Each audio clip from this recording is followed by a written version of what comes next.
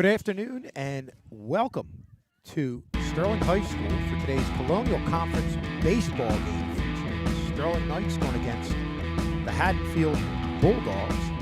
I'm Kevin Schulz here and hope to be joined by maybe John Hallwood, not sure. Let's see, Sean Clank, I know, occasionally stops by here. And Andrew, I'm loud in my headset. But we're looking at two teams that, if you look at Sterling, they've really bounced back and have played well from an offensive standpoint in the last two games. They beat Overbrook on Saturday and lost 12-11 on a walk-off against Eastern on Friday. And usually it's a very top-flight Eastern team, even a top team to root for, not. Don't think that they're at that level this year, but Sterling gave them a real good game. They've been swinging the bats well. It's just a matter of getting good pitching.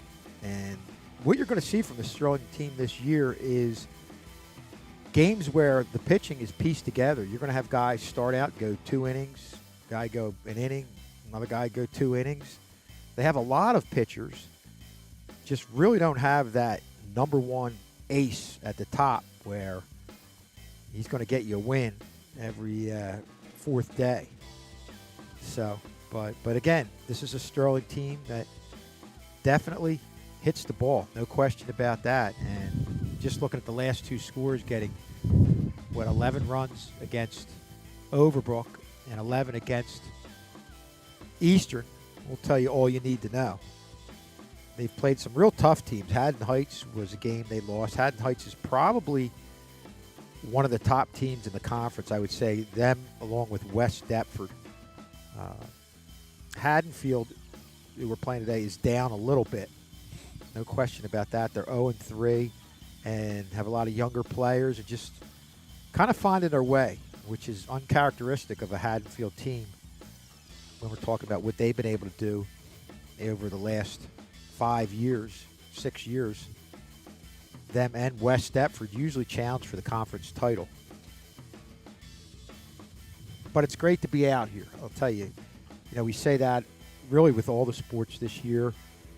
Over the summer, a lot of things were in question. And it's just amazing that we've been able to play as much as we have in all the sports. Obviously, we have had a couple situations where some teams were shut down due to COVID issues, and that was very unfortunate, no question about it. But we definitely have been able to get a significant portion of the schedule played in all the sports. And now we're here with baseball, and hopefully we can get all these games in. Everything's been good to this point. So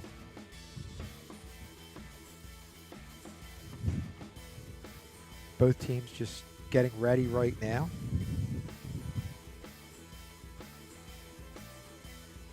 Sterling featuring a nice mix of younger players and some veterans. Look at what Sterling's been able to do. Look at some of their top hitters. Ryan Chandler, the 500 average. Joe Romano really hitting the ball well.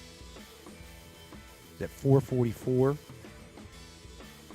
Jake Vitale, another guy over 400, 429. Brandon Williams, not a lot of appearances, but has done well, 333. Bob Woodward at 300. So again, this is a Sterling team that definitely hits the ball. And from what I've been told, they've been doing a pretty good job in the field. Just been getting some inconsistent pitching. One guy I've been hearing a lot about that's been standing out on the mound is Darian Binford. He did a real nice job, came in and did a real nice job against Audubon. I believe the other day he came in and pitched really well. Not a guy that's going to blow you away with high 80s stuff, but gets the ball to play over the plate. Excuse me. And keeps hitters off bounds. Sometimes a lot of pitching coaches say, I don't necessarily need that guy that throws the ball through the side of a barn. I just want you to hit your spots. And that can go a long way, especially with the way that Sterling's done the job in the field. You couple those two things together, and you can keep some very good teams off balance. How long you can do that for is another question, especially when you get to the likes of what we've already had with Haddon Heights and West Deptford coming in here on Wednesday. And a couple years ago, we kind of kept West Deptford off balance with that location and off-speed pitching, but the second time through the lineup, they just adjusted and kind of pulled away from us. Now, another thing I'm going to let you know right off the bat here, I'm in center field, and I don't really have access to a monitor, so I'm going to do the best I can on the balls and strikes. So we're going to kind of play that by ear. I have a fence in front of me, so it's from my standpoint, it's not a great vantage point, but it really is the best vantage point for everybody who's watching, because we've got the camera up top and you'll get some good views. But just let you know ahead of time, if I miss something, it's because I'm not getting the same view that you're getting. There I go, Andrew, making excuses for myself. Hopefully, like I said, we might have Sean Clank, John Hallwood coming in here. Jason Schultz said he might stop by. So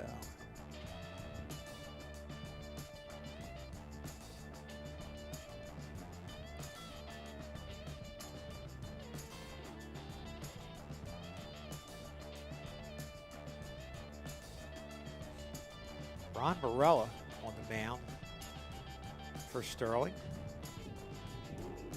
Bob Woodward behind the plate. Sean Kozaneski at first. Joe Romano at second. Jeremiah Thompson at third. Jake Vitale at short. And we have Santino Pagaro in left field. Joe Lomas in right field.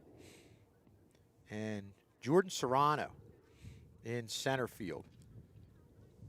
Scott Leverton's going to be the DH and bat second. So we'll go over the batting order when Sterling comes to the plate. The batting order for Haddonfield is Nick Turnage is going to lead things off. He's the third baseman. Nick Figliola is in right field. He's going to be second. Excuse me. Greg Cristino is going to be the DH. Scott Callan is at first base. He's going to bat fourth. Joe Nasuti is in left field, batting fifth. Bruce Parker is the shortstop. He's going to bat sixth. Batting seventh is Matt Stam. He's the second baseman. Justin Casco is in center field. He's going to bat eighth. And on the mound is Mark Laprecido. He's going to bat ninth.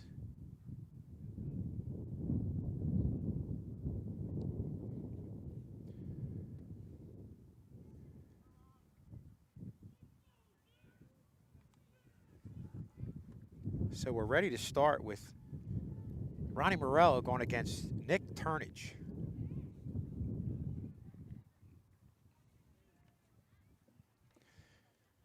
Pitch high and away. 1-0 to Turnage.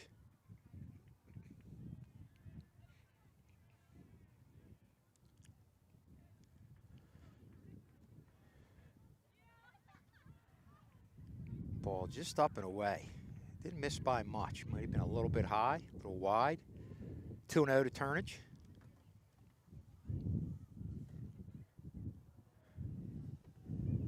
Here's the pitch by Morella. And that's a strike. Looks like it hit the inside of the corner. So 2-1 to Turnage.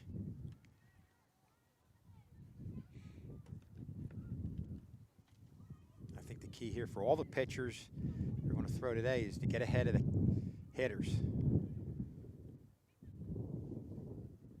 Morella falls behind Turnage 3-1.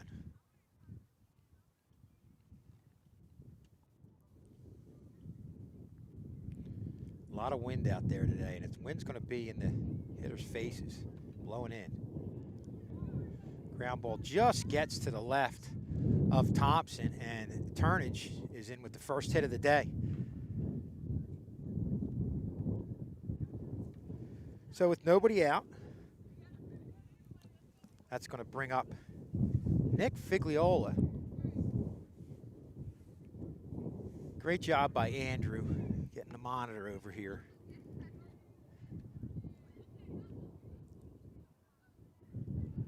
Morella goes over to first. Turner's not taking a real big lead, but you just want to do that just to kind of keep him there, let him know you're aware of him being over there. Ball wide. Not missing by much.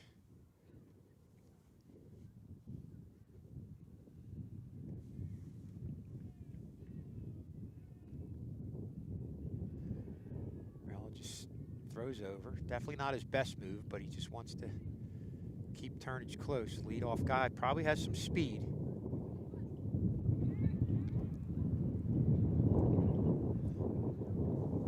Figliola lefty. Takes that one inside. Again, Morella's he's not missing by a whole lot.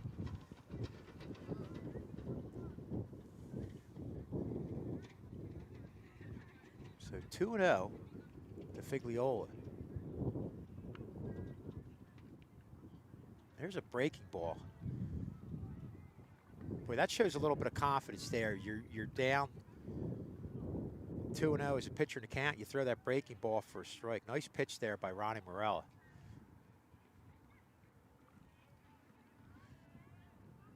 Here's the 2-1 pitch. Nice pitch on the inside part of the plate. Like the way Ronnie Morella in the last two pitches for strikes worked the inside part, first the outside part of the plate, then the inside part of the plate. Here's the 2-2 to Figliola. Little away.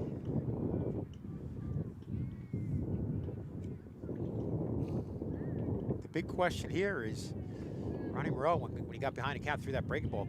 Would he throw the breaking ball at 3-2 here? And there's a fly ball to left field. Wind really getting a hold of that.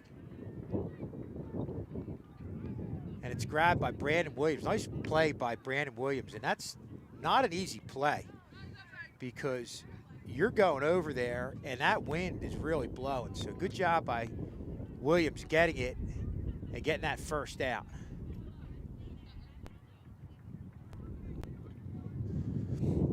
That's going to bring up Greg Cristino, the designated hitter.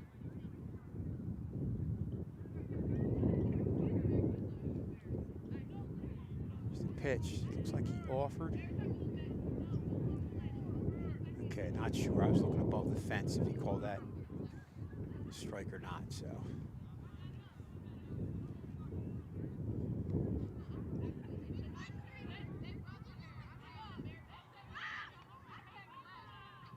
Morella doing a good job keeping the runner first. Close.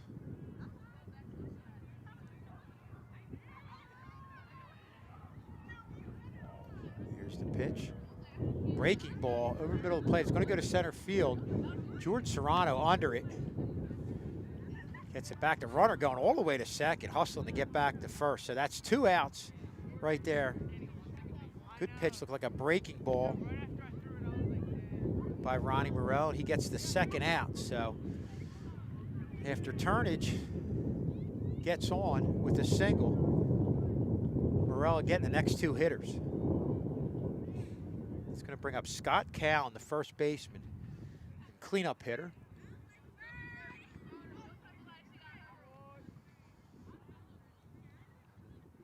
First pitch goes for a strike. Like that breaking ball on the outside part of the plate.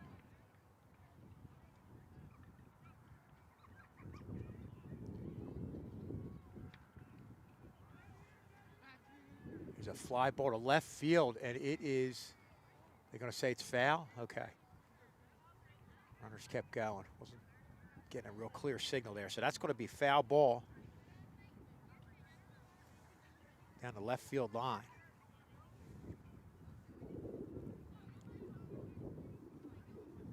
One thing I will say about the Haddonfield hitters is that they're going where the ball's pitched. Comes down the middle, they're hitting it up the middle. If it's on the outer part of the plate, they're not trying to pull it, they're just hitting the ball where it's pitched. There's a ground ball just past Joe Romano, and that's going to move the runner Turnage up to second. So not a ball that's hit real hard, but hit to the right spot. They always say, Andrew, it doesn't matter how hard you hit them, it's where you hit them, and that one just kind of snuck in there. That's a tough one if you're Ronnie Morel, because he's really doing a good job, I feel like, keeping the hitters off bounds, forcing them to stay back, and wasn't a hard hit ball, but just found that opening between first and second. Ball high, 2 outs. Turnage the runner at second. Callan at first.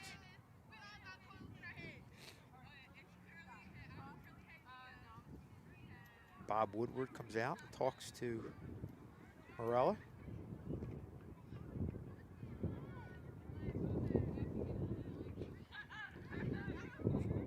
Morella's pitch high and away. That's probably the one pitch that's missed the most. When he got behind on the hitters initially, he was not missing by much. There's a 2-0 pitch. That's going to get the outside part of the plate. And the runners are going. Double steal. Takes Turnage to third and Callan to second. So just like that with 2 outs, Haddonfield has 2 runners in scoring position. Here's the pitch to Nasuti. That's high and away.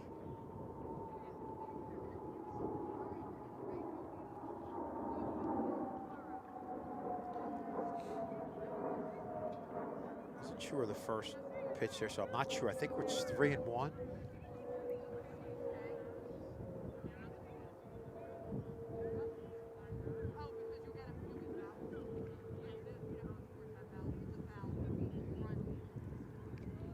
Stretch, the pitch, inside, ball 4. So it was 3-1. And that's going to load the bases with 2 outs.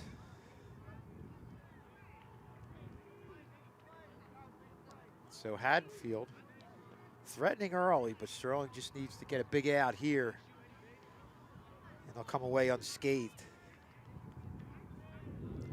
It's going to bring up Bruce Parker, the shortstop. Here's the pitch. Called first strike on the inside part of the plate. Ronnie Morella really hasn't put pitches right down the middle. He's working the corners real well when he gets strikes, which is a good thing. Here's the 0-1 pitch. Foul ball. Quickly gets ahead of Parker. 0-2.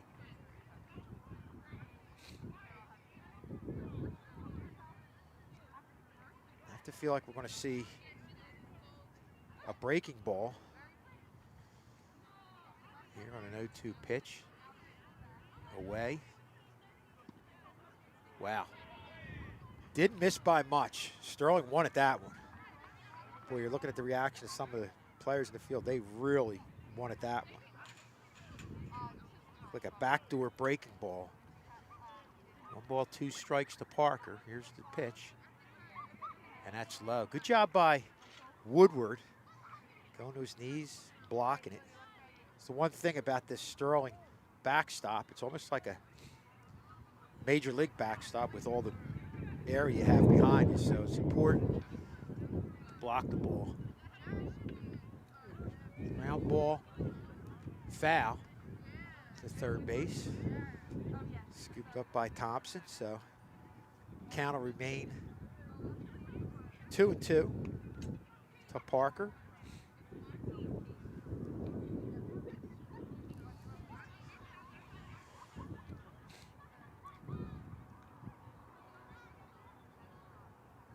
Going from the windup. There's the pitch. Foul ball down the left field line. So Parker really hanging in there after going down 0-2. Count's going to remain at 2-2.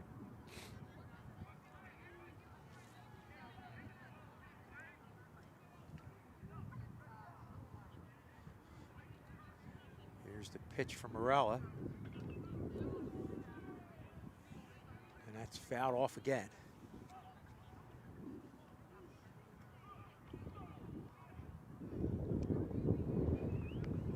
So Parker really hanging in there, giving a tough at bat here after going down initially 0-2. Here's the 2-2 pitch. There's a ground ball and a force out at second. And Sterling gets out of the inning, so no runs, 2 hits after 1/2 inning. It's Haddonfield nothing, Sterling nothing. Yeah, I didn't initially see. I was looking at through the fence, and again, it's tough to see the ball here, so apologize. I didn't initially see that one too well off the bat. But a good start, really, for Sterling, considering you went through the top part of the lineup. Even though they got on base, they didn't score. So, but a nice job by Ronnie Morella getting out of that. And you had a few. One excuse me hit, had a walk, and didn't really hit the ball hard off him. But a good job by him with the bases loaded, bearing down and getting that last ground ball for the out.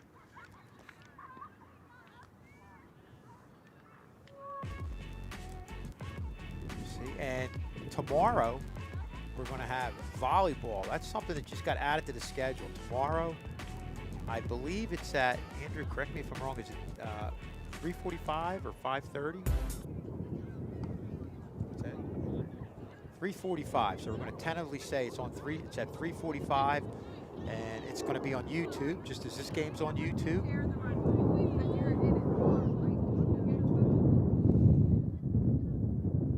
So looking at the Haddonfield in the field, you're going to get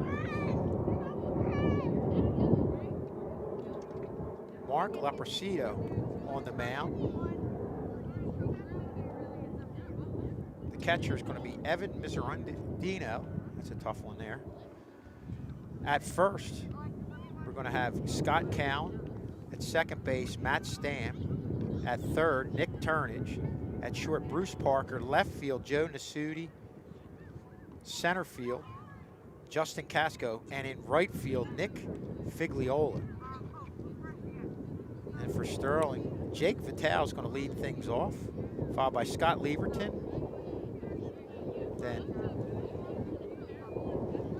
Joe Romano's third. Bob Woodward in the cleanup spot. Jordan Serrano, the freshman, in center field, batting fifth. Sean Kozaneski at first base, batting sixth. Santino Pagaro in left field, batting seventh. Jeremiah Thompson at third, batting eighth. And Joe Lomas in right field, batting ninth. Joe Lomas had an outstanding season in soccer, coming on as the goalie and really doing a great job. Jake Vitale takes ball one on the outside part of the plate from Leprosito.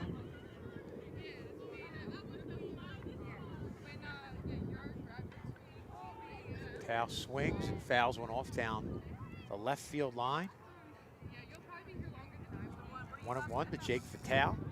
Leprosito doesn't look like he throws very hard, so another one of those guys that is going to have to rely on mixing things up with pitches and speed and location. Here's the pitch to Vitale.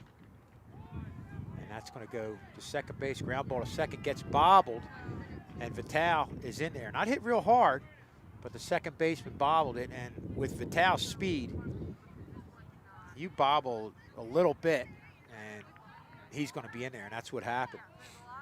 So Jake Vitale leads off, getting on first base, and that's going to bring up Scott Leverton. So Sterling looking to get off to a good start here today. A lot of games in a short period of time. I believe they had 5 last week, and this week I think they have 4.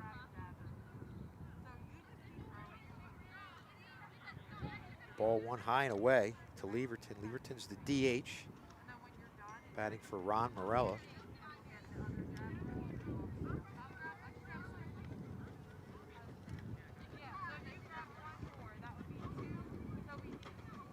Here's the pitch to Leverton. He's going to square around the bunt. Gets the bunt down. He's going to get the runner to second. And a high throw is going to get Leverton to second. And Vital's going to go all the way around and score just like that. Sterling's up 1-0. So a good job by Leverton initially putting down the sacrifice to move the runner over. But Haddonfield having all kinds of problems in the field, having that ball sail over the first baseman's head, and Sterling getting a quick early lead and 1-0. And Jake Vital saw that, and he never let up. Just rounded third and was in for the first run. So Sterling with nobody out. He's got Leverton at second. He's going to bring up a hot-hitting Joe Romano.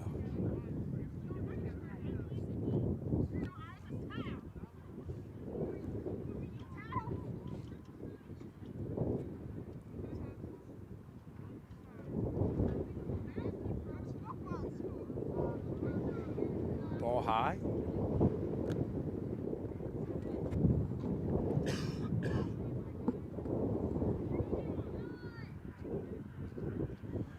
One and 0 to Joe Romano.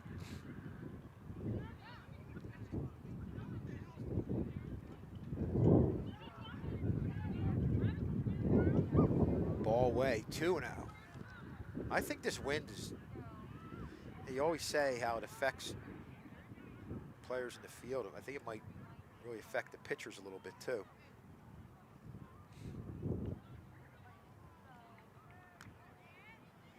Here's the 2-0 pitch to Romano.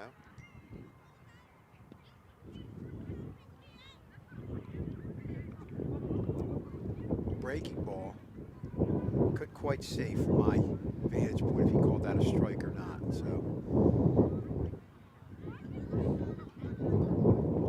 either way, Romano's ahead in the count. Ball high, ball four. So that was a ball previously. So Romano gets on 4 straight balls. Sterling doing a great job threatening here in the top half of the first inning. That's going to bring up Bob Woodward, the catcher.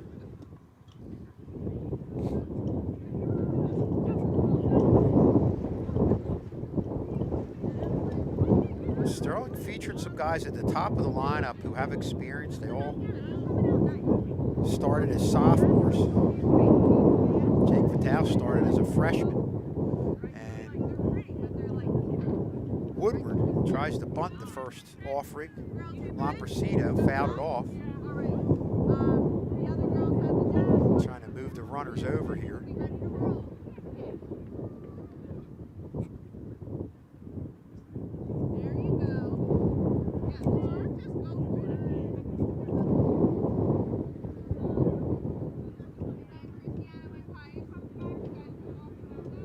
There's the pitch to Woodward. Takes a strike down the middle, looked like a breaking ball. So Laprecido quickly gets ahead of Woodward. 0-2. Nobody out. Runners at first and second. Sterling up 1-0.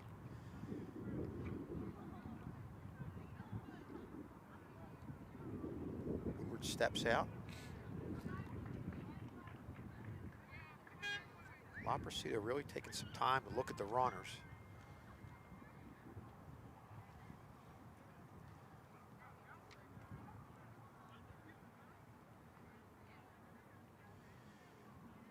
Here's the 0-2 pitch to Woodward. It's down the middle, goes down to third base, and it looks like it's going to be foul.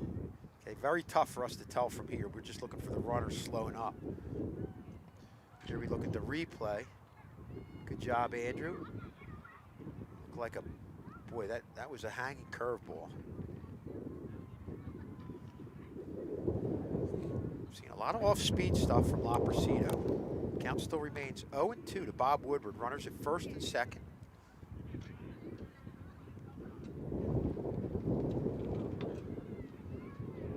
There's a base hit to left field, and runners are going to hold up. That's a good move. Left fielder got to it fairly quickly, and with nobody out, no need to risk getting it out, which is potentially a big inning right here. Especially with Haddonfield struggling in the field with a couple errors, and Lamprosito not able to get anybody out here. So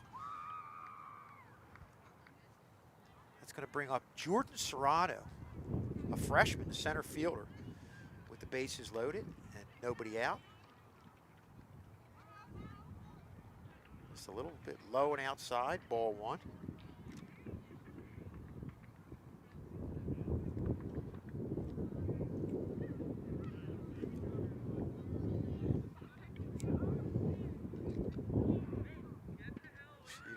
Swing and a miss by Serrano. I don't know if that was a strike. Looked a little bit away. Almost feel like you want to go up there and maybe take a pitch. Let him throw you a strike. There's a breaking ball on the outside part of the plate. Nice pitch, nice off speed to the outside part of the plate, as Lamprosito gets ahead of Serrano 1-2.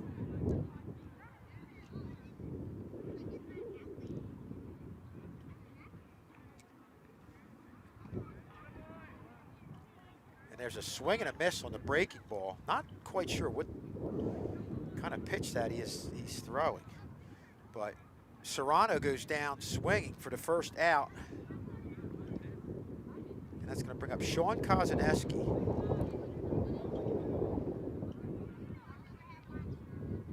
On the first base, the base is loaded and one out.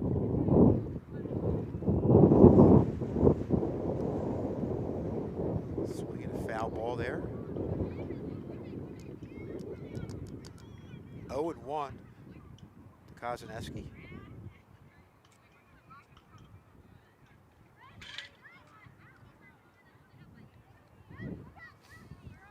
So you're getting a lot of off speed from Lamprosito. High, one of the few fastballs we've seen in the last 7 or 8 pitches. And boy, when you face a guy like this, if you're used to facing guys throwing in the high 70s and low 80s, you've really got to sit back and be patient. 1-1 line drive, left field foul. And that's what you're seeing. You're seeing a lot of balls hit down the third baseline. Very difficult to stay back on this pitcher Lamprosito, who's throwing a lot of the breaking balls. Sean really ripped that one. Got good wood on it, or aluminum, right, Andrew? Since we're using aluminum. 1-2 the count to Sean Kozaneski. Here's the pitch from Lamprosito. And that's on the outside part of the plate. And Kozaneski goes down looking. And we're going to be joined by Mr. Sean Clank, expert or trainer, first of all, but providing expert analysis. Football, well, no, you don't go. That's what I'm saying. No, you don't come up in football, but you would if we were able to. There you go. Mr. K's got to put a headset, a remote headset for you down there, as we get a pop up here, and that's going to be the third out. Yeah, nice play by the second baseman here. Nice drop and going back in the shallow center field to grab that ball. So, boy, I'll tell you what, Haddonfield really got away with one. Kind of like Sterling. A lot of runners left on in these first 2 innings, with only Sterling going ahead 1-0, getting a lone run on an error, and having Jake Vitale come all the way around and score. Yeah, it's you're dodging the bullets a little bit here when you have all that traffic on bases and you're able to get out of those jams. So sometimes it's a double-edged sword. It's a harbinger of things to come, or sometimes it could be like, oh, we missed our opportunity. So. And a lot of off-speed pitches. I know you've been driving around. I don't know if you've been watching, but yeah, a little bit. I've been catching in and out, but yeah, there's a lot of location pitches. But you're in you're up in the you missed the tag seats here today. I definitely am. Sometimes I look at you get the glare, and that's why it's very difficult to know we got the Bob Euchre seats. Right, yeah, to know the count. Yeah. You wouldn't mind holding the fence down for me, Sean, so I can see that. Well, at least this fence is blue, so you can make out the difference. Yeah. A couple years ago, we had a green fence, and sometimes when that ball went out, you weren't sure if it was a ground ball double or a home run. Everybody was confused because it blended in with the grass. Even at this, I looked to the right, a pole's in front of me when we were up with the ground ball, and I couldn't see where the ball went. Then all of a sudden I see somebody flip it to second. So we have to stress that the viewers at home are getting a different view than we're getting. I mean, like I said, I have the monitor here, but I'm getting a glare too. So.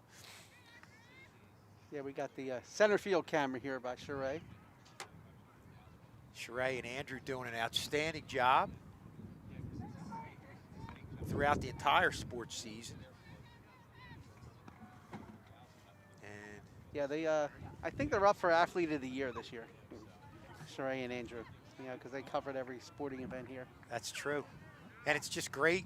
Yeah, I was saying, well, talking to myself until you got here.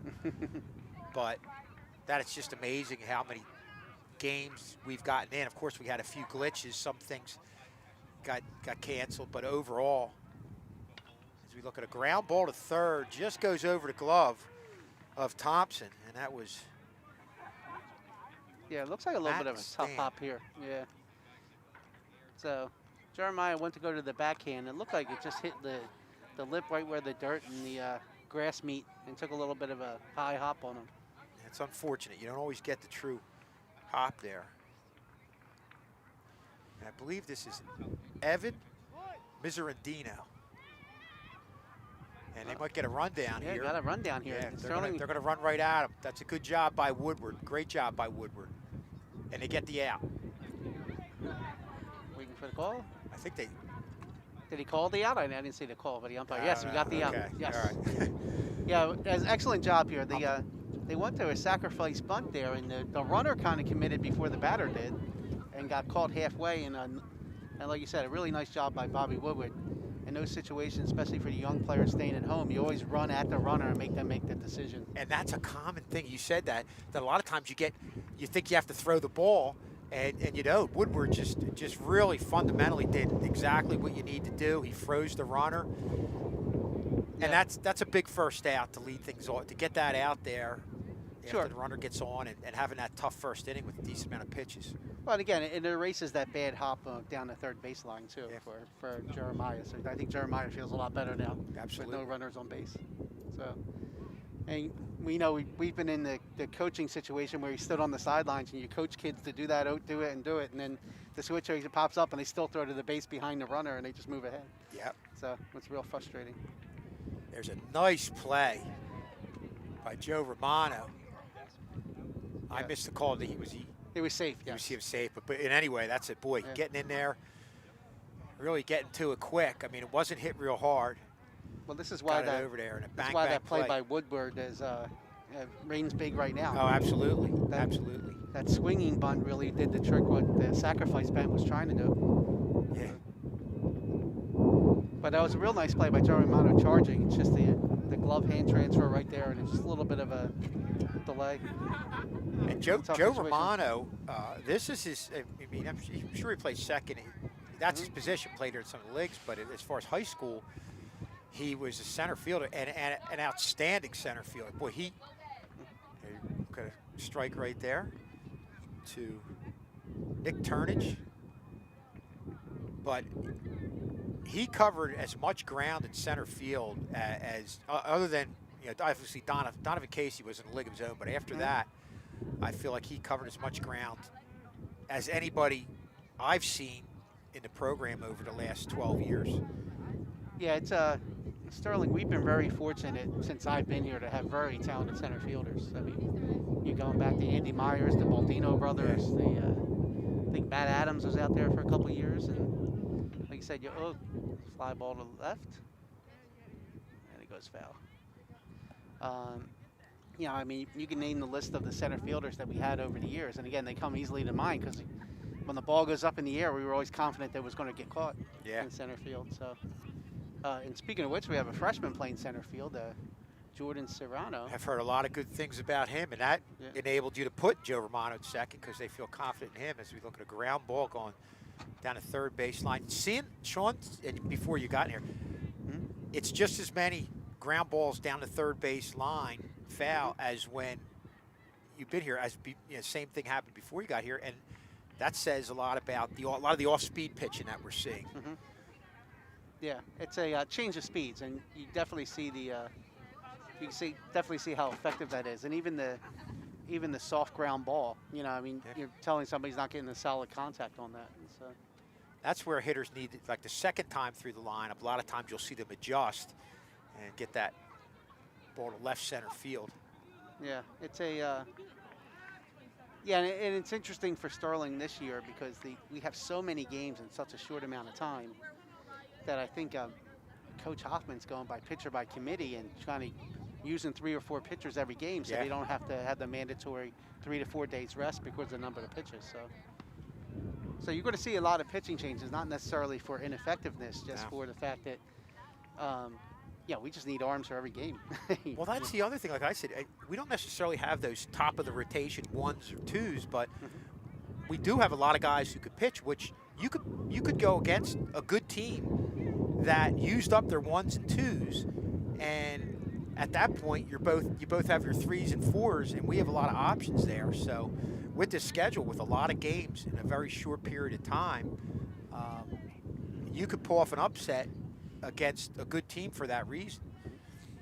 Yeah, it's and once again, you look at the play by Woodward and how big that stands right now. Right now, they have runners at first and second with 1 out, and the fact that you had and again, strike. I mean, you got balls that haven't really been hit hard, and nothing really's left the infield other than the bad hop single to down third base. Runners at first and second, 1 out. What do you think Mr. Farr's official ruling was on that call? An error or a base hit? I don't know. Mr. Farr's tough. He is. So I don't. Hits are hard to come by. Yeah. That's what they always said. Some teams are a little more lenient, and you happen to look that the averages are way high. But yeah, Farr doesn't let too many easy ones get in there. No. You earn your hits with him. And it's 2 strikes to the batter.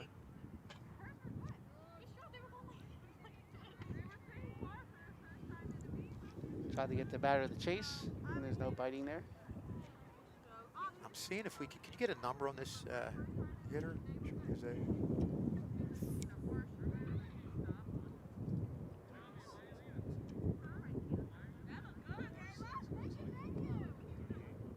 Fouls it off, high inside fastball. Out straight back, count still stays at 1 and 2. 1 out. We're at the top of the second inning. Okay, so Nick Turnage, the leadoff hitter, 36 up right now. 2 strikes to him, runners at first and second. Sterling up 1-0. These first 2 innings, there's been no shortage of base runners. Both teams load the bases. Here's the pitch to Turnage. Shot to left field. Williams goes back and not able to grab it. And 1 run's going to score. And got the out at third base there. Got the out at third base. It's a fly ball and got turned around here, Brandon. Looks like he turned the wrong direction first and then tried to come back and make that adjustment and drop the ball down there. Haddonfield tied the game, but a nice job by hitting the cutoff man there on the throw, who was able to get to third base. Yeah, I agree. Even though you didn't get the catch, it's a good job just recovering and getting the out at third to second out. Sure. I mean, the thing is, sometimes when you make the mistake, you don't want to compound the mistake. So the fact that hitting it up into this wind, and I mean, I don't know if you can hear the wind on the field mics here, but it's a pretty good wind coming out here, so it's tough to judge. That brings up Nick Figlioli, the right fielder, left-handed hitter, with a runner on second, 2 outs. That's Turnage on second, and he's going to steal. There's a ball in the dirt. He picked a good pitch to steal on. get third. So Yes, Haddonfield with 2 outs being real aggressive there, Sean, getting that runner to third. yeah, tough inning for the pitcher right now. I mean, he's he's made some quality pitches and probably should be out of the inning. Yeah, even that slow roller we were talking about to Romano. Romano did all he could. It just was one of those hits that, didn't have a lot of speed. Got kind of hung up on the grass. Sure, goes in no man's land there. It's a Pitch to Figliola, and that's a strike. Low on the inside part of the plate. Good pitcher's pitch there by Ron Morella. yeah. This is one of those. It's one of the things in high school baseball as well. We played at the last couple games. I mean, Fouls it off. You played at Eastern one day that plays on turf, and then you go and play at Haddon Heights, who has an all skin infield, so there's no grass on it at all. And then you go to Overbrook that has a grass infield. Then you're back here that has a grass infield. So you have different conditions every single game. Yeah, you have to adjust. There's the balls at Overbrook and Eastern. You don't have to charge. It's going to come to you. And here, boy, you got to pick it up right away. No to charge. Yeah. As Figliola takes the walk. So runners at first and third with 2 outs. Yeah.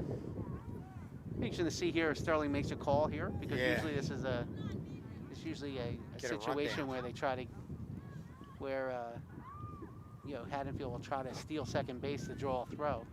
So it'll be interesting to see what the call is here. Usually when they come out and talk to the pitcher, usually the whole infield comes in. But Woodward coming out and talking to Morella, so I didn't see any. See if he makes any. There he is. He's making a call. Signals. He's going through the signals. So in a lot of these situations, if they're taking second base, a lot of catchers like to throw behind the runner at third base to catch him off guard.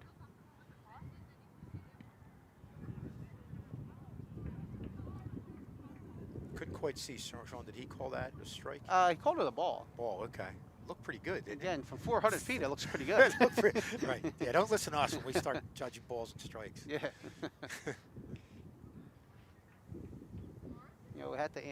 We had to rely on Andrew's eyes here. Andrew has the young eyes.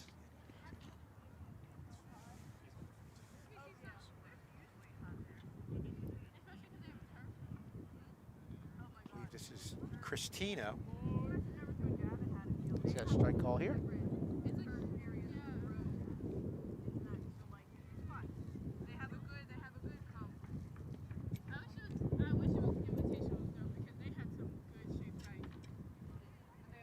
A little C9 ball into right field. Just got in the right field.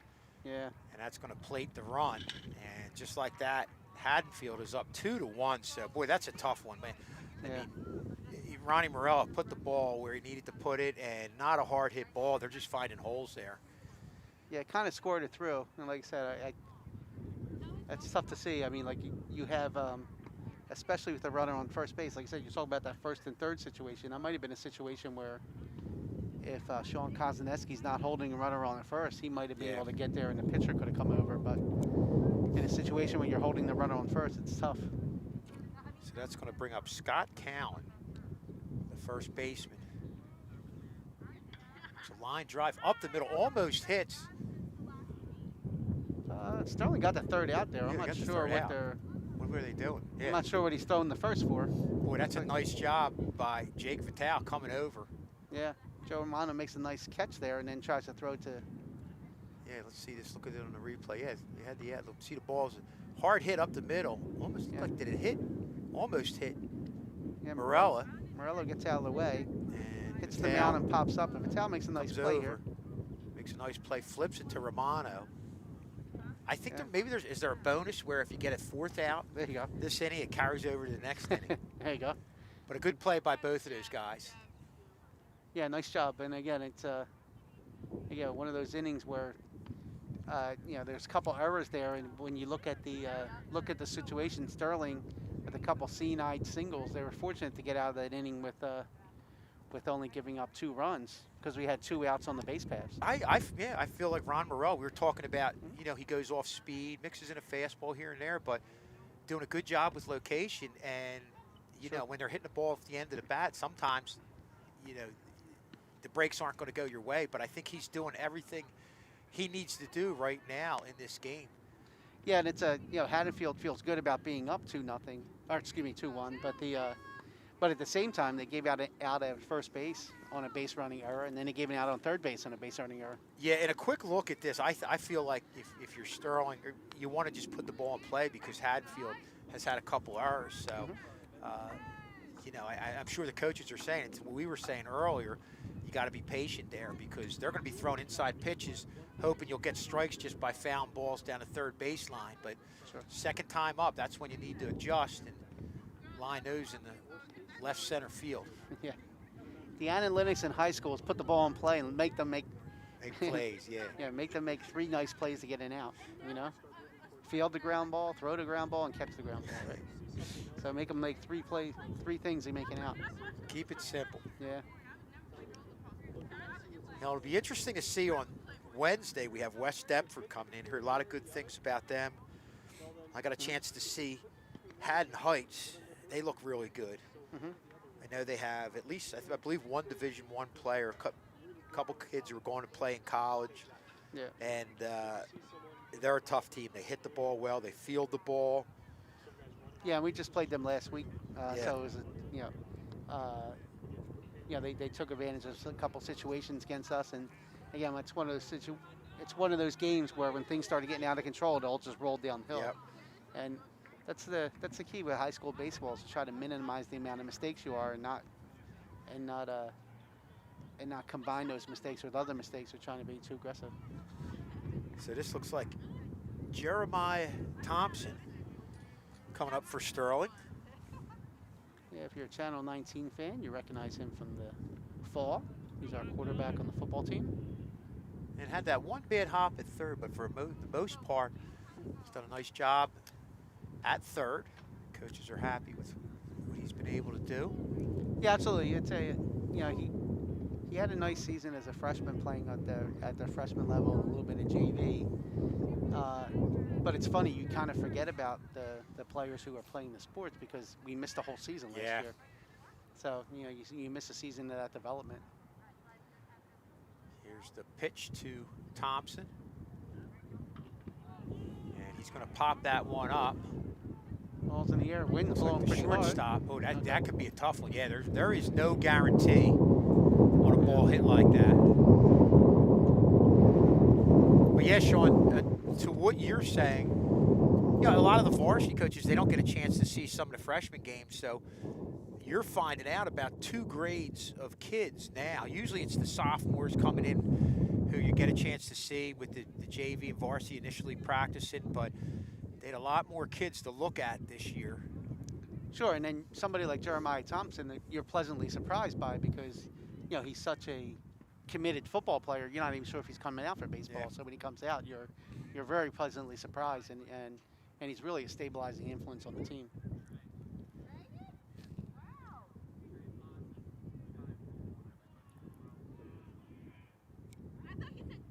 There's a ball low to Brandon Williams.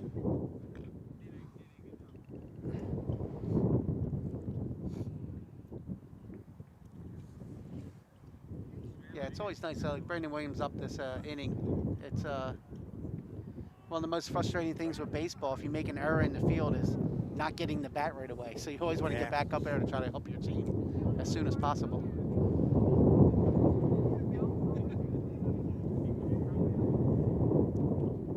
Here's the pitch to Williams. And that's, did he call it a strike? I called a ball. Okay. I was inside.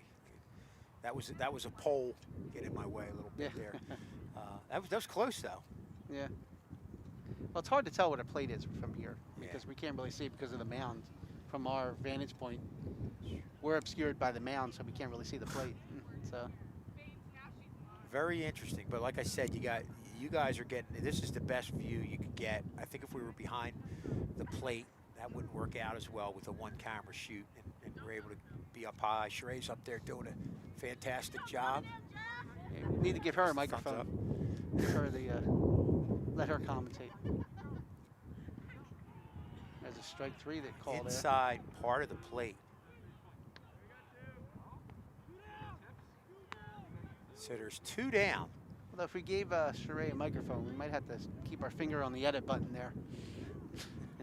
Sheree does 2 cameras at one time in volleyball. Very impressive. Well, volleyball's inside. It's the cold weather she doesn't like out Oh, okay. Sheree's a She fair looked weather cameraman. Thursday this week she'll be very happy. Today not very good. This is, Yeah. we're looking at Joe I'm sorry, is this Jake Vitale up here? I Sean? think it's okay. yeah, I think it's Shake. Tough to see from as far away. Jake Vitale gets the ball, ground ball to second. A lot of speed there. He should have beat that out. The ball's overthrown Yeah. at first base. And he beats that out. That's the thing. When you've got somebody like Vitale with all that speed, it forces the second baseman to throw the ball, maybe not set his feet, and that's when you get the bad throws, and we've seen that twice on some balls hit by Vitale. So doing a good job getting on base, and the last one led to Sterling's only run off the error. Well, you also have a ground ball there, and being a left-handed batter and a second baseman looking directly at the runner, they really see the runner bearing down on first base, so they have a half an eye on the runner and half an eye on the batter. Excuse me, half eye on the ball, half eye on the runner. So it's a little bit of a tougher play. He really gets out. You know, you have said the bigger guys who are left-handed hitters obviously don't get out of the box as quick, but he really shoots out of there in a hurry. Well, again, that's a situation. If it's a right-handed batter, the second baseman doesn't have the sense of urgency and probably has a little more time to throw. Jake taking off. A little hit and run there, action. Yeah, good job. Nice job by Coach Hoffman. Right between that hole right there. Yeah. Haddonfield having the second baseman cover. Having the shortstop cover, and it opened up the hole. Sterling with... Who needs analytics? Exactly. Nice hit and run call there. Runners on. First and second. First and second. 2 outs. And I believe this is Romano It's at the bring plate. up Joe Romano, a hot-hitting Joe Romano. Yeah, and this center fielder looks a little shallow to me. Breaking ball over the middle part of the plate. Sterling's got, you're looking at Romano and Vitale. Both guys hit well over 400 to start the season. Well, right now, there's a big hole in right center, and Joe Romano really has a nice job of going with the ball. So if there's a ball that's going to go in the outside corner of the plate, he has an opportunity to drive it, over second baseman's head and possibly score some runs here.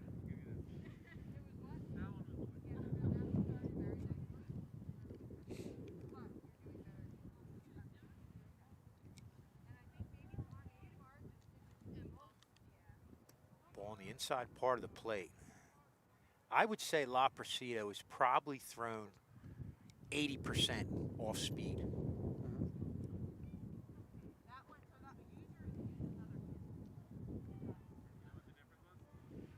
Here's the pitch by La Presidio inside. Ground ball to short, gets it, throws it over to first. And just like that, Haddonfield is out of the inning. Yeah, nice play by the shortstop. It's always harder to make a play when runners are on base. And actually, I thought he had a play at second base there, but he never even looked at second. He went right across the diamond in the first. Haddonfield holds the 2-1 lead going into the top half of the third inning.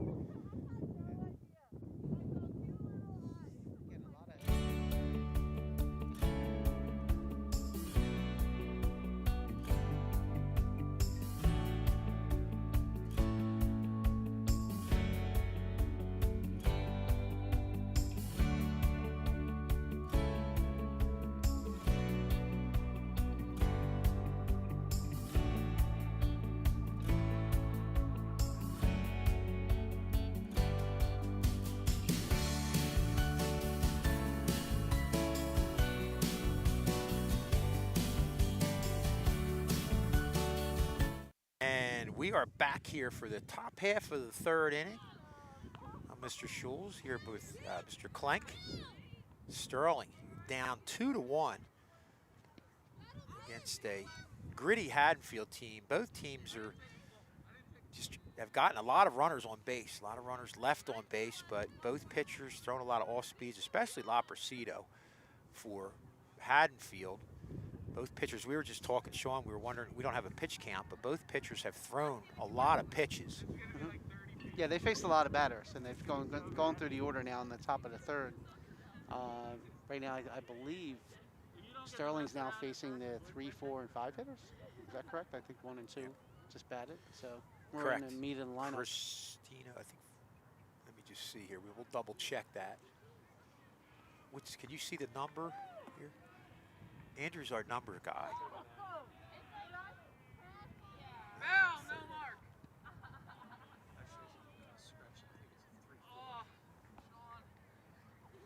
Okay, so that would be Joe Nasuti, the left fielder.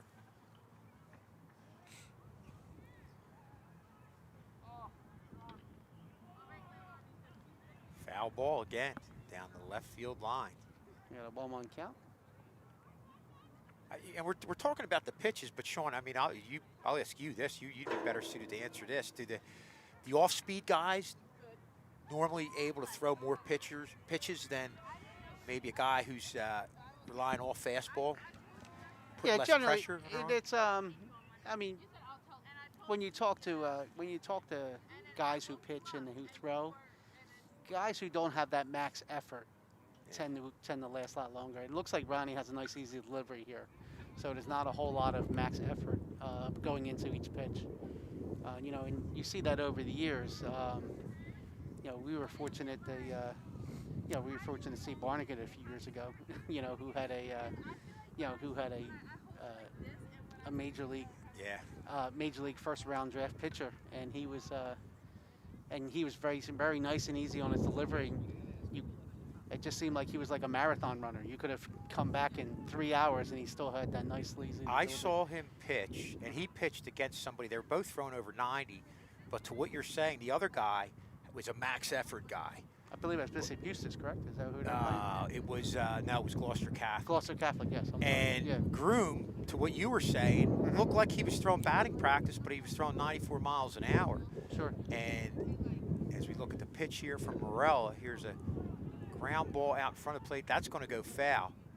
But to what you were saying, you know, it was just effortless. And then we went down afterwards. We were interviewing him, and you could see all his power came from his lower half. His legs were like tree trunks. They were the biggest legs I think I've ever seen on a high school pitcher, and that's where he got all of his power.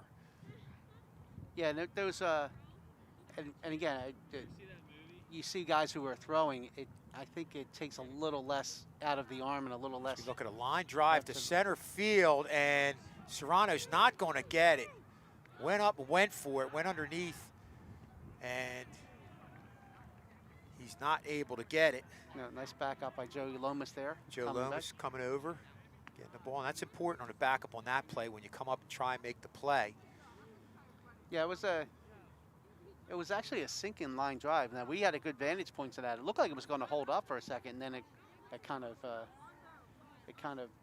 right when it got past second base, kind of looked like it took a topspin look to it, and then came down real quick. So Joe Nasuti gets the second. He was the leadoff hitter.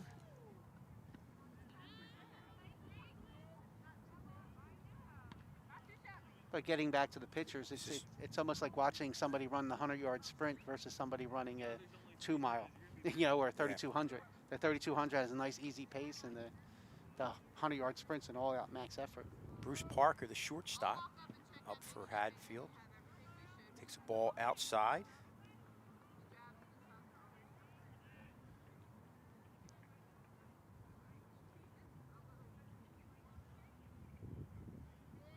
Sudi not taking a real big lead from second.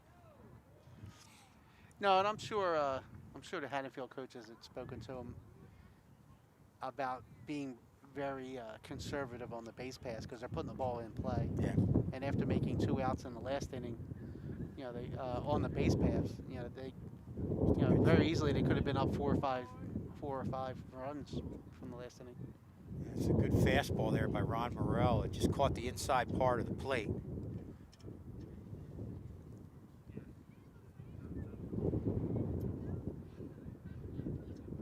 And that's ball 4. So Parker takes a walk, and Just like that, Haddonfield with nobody out has runners at first and second. Yeah, I wouldn't be surprised to see a sacrifice bunt Yeah, here, I agree. especially with the runner on second. It'd be interesting to see how Sterling plays this, because if they do, you know, whether you want to keep Jeremiah Thompson back and try to get the force at third, or Well, Have the other Boucher. the other thing you got to watch out for is if he shows bunt, he goes up, and if that runner gets ahead of the shortstop to third, that's something that I believe a couple teams have done. I've seen do that this year. So it's a little bit of a thinking game right now, no question about it. well, it's interesting. I was watching college softball the other night. It's always an interesting watch because it's a lot of action, a lot of quick decisions, and the one scenario, they had the shortstop charge on the bunt and keep the third baseman back. Interesting. Yeah, so as the shortstop charged, the runner saw the shortstop and just kind of took off, and there was like a quick bang play, and they ended up catching the runner out at third because I believe they called a pitch out. Yeah, that could be a good call. But the other thing, I mean, and if you figure, you want to keep Jeremiah at third, have your pitcher just make it. You got a left-hander there in Morel. When he comes off the mound, he's got to fully turn. That's a tough throw. Well, I believe they made a first. pitching change here, so I think Did they? Yeah. They got to. Okay. I believe I know he went out to talk. I didn't realize he pulled him out. who is number Okay. one here? Is that Sean Konsoneski? Okay, so they got Sean Kozaneski. Is that number one? Or Or no, you know what? This is is that Christian? Christian, yeah. Christian Valiano. But that's my mistake. I was sitting here looking Okay. at you. Didn't realize. I thought they just went out to talk to Ron, but they took him out. So Christian Valeriano, a kid who had an outstanding year in football, real nice wide receiver, somebody they're really counting on in football, and they're just really happy to have him out here. Sure. And again, this is one of those things that the coaches walked into the season not knowing they were going to have, because they had such he came out for baseball last year, but there was such an abrupt end of the season that, at the beginning of, the second week of March, they really get outside very much. So they only saw a kid like Christian maybe 2-3 days throw. So they were very surprised when he came back out and saw how proficient he was. Yeah, and I'm not sure if he threw a ton. A lot of these guys go to this, indoor places, but if he was able to throw a ton in the off season, and the tough part is his first outing was against a Haddon Heights team that really hits the ball well. So I think he's one of those guys that's really going to get better as the year gets going. So it'll be interesting to see how he progresses. Again, nice, similar in stature to Sean Konsoneski, 6'4" and long arms, and that's why I didn't realize who was on the mound at first. Well, at least you knew. At least you knew that they changed pitchers, so you're ahead of me on that one. Yeah. That's all the ones. We changed 11 for 1. We just took a 1 off the mound. And we're going to blame our 50-plus-year-old eyes, too. There you go. We'll get around to getting those glasses one of these times. It's Andrew's fault. He's our numbers guy. Exactly. Andrew Kane doing an outstanding job, as well as Sheree from our tech crew. It turns for a bunt.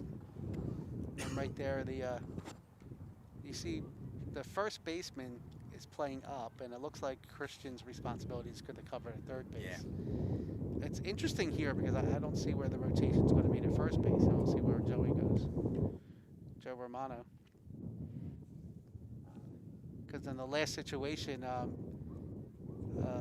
Bobby Woodward stood up behind home plate, and there was nobody covering first, so the runner from first took a pretty far lead. Yeah, now you see Romano shading over there. Okay. And Valeriano, we just know from football, but a good athlete out there on the mound, so. Just looks like he threw a curveball there. He just missed.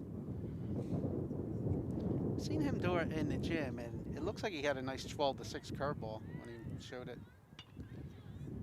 Ground ball up the middle. To the middle. Bobbled by Vital, not able to get that one, and they're going to be safe all around. Yeah, that's a shame. That was a tailor-made double play ball, and I think that's where Vital was looking, getting his feet ready to actually shuffle over top of the base and make the throw. So now we got bases loaded, no outs.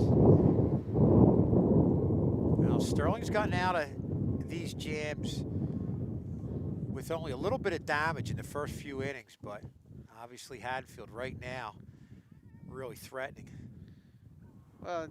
In this situation, they don't have the infield in, so they're still playing back at double play depth. If the ball's hit to the corners, I'm sure they're going to be going home, the first. So it's hitting first to third to go home the first, but the middle infield's back at double play depth. Here's a ground ball to short. Vitale gets it, goes over to Romano, and he doesn't get the runner first, and the run's going to score. So Haddonfield knocks in another run and is up 3-1. Yeah, soft ground one ball. out. Soft ground ball there. Nice job by Jake to get the second, but then not a really tailor-made double play ball. But in that situation, sometimes you like to see the second baseman fake the throw to first, and then see if we get the runner on third trying to be too aggressive. Andrew, can you help us with the number here? What is it, 14? Okay, and this is Mark Lapresido. Yeah. I'm sorry, I apologize. I was calling him Matt. Well, this situation with Valerian on the mound, you're getting down towards the bottom of the lineup, so you really want to be aggressive with these hitters. There's a reason they're hitting the bottom lineup. It's generally because they're not strong hitters. Here's the throw to second, and the throw through, and yeah. I don't know what Haddonfield's doing there. The runner on third did not move, and the runner still in second did not slide. Yeah. So here's the replay. They really gave Sterling a nice out here. Nice throw through by Woodward. Yeah, on a high throw, and that's odd that he didn't. Yeah, there was no slide. Yeah, it was. And like you said, the runner really didn't move from third. Yeah, I mean that's a third mistake on the base pass Haddonfield made today, and it's interesting in the bottom of the lineup. You just had bases loaded with no outs, and we could. There's a line drive to left center field. Williams coming up, and he grabs it for the third out. So Haddonfield puts together another run. Yeah, but I mean, again, it could have been worse.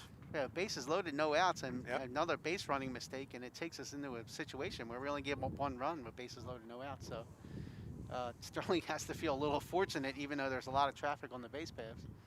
So well, and a lot of these games, Sean, we're piecing together different pitchers, and with what this lineup has done to this point, you just want to keep yourself within striking distance, because you have to feel like, again, to what you were saying, if you put the ball in play, you can maybe at least manufacture some runs. Now, to this point, Haddonfield's gotten out of some jams, but eventually you have to feel like Sterling's going to break through. Well, nice job by Valeriano. He came in, and like I said, there was bases loaded, no outs. And probably deserved a little bit better. I mean, he threw threw two ground balls, and then threw two ground balls, and then you had a weak pop up. So nice job by Valeriano getting out of the inning.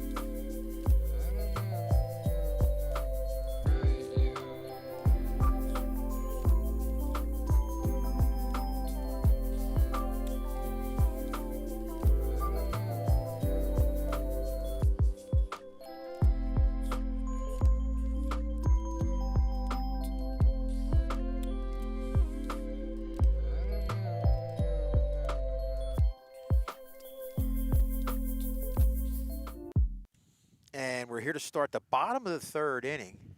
And it looks like, we still got Mark Lapresido. Again, I apologize. I was calling him Matt. Mark, I apologize to you and your family. There you go. But keeping Haddonfield in the game, throwing the good pitches when he needs to throw them. A lot of off-speed stuff, keeping the hitters off bounce as Haddonfield gets another run and is up 3-1 on Sterling as we start the bottom half of this third inning. And Bob Woodward, who had a nice throw to second, Sean, off, and the pitch was high, so it was a good job of him adjusting, setting his feet, and getting the ball down there. Yeah, it was a nice job, and like I said, Wilmert's already made two stellar Yeah, the defensive rundown. plays here in the game. It's really saved Sterling some consternation on the base, as the coaches should say.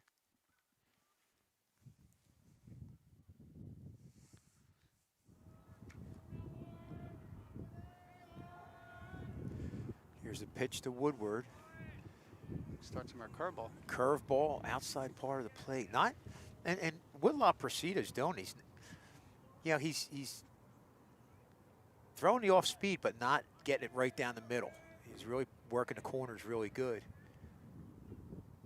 There's the outside part of the plate. And he's used those pitches on the inside part of the plate to get the hitters in front, to get ahead in the count, and to have them hit those foul balls down the left field line.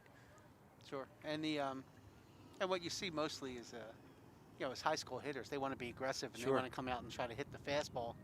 So they're all geared up, and when you don't have when you come out and start the all speed, There we see it, just on cue. ball ripped foul.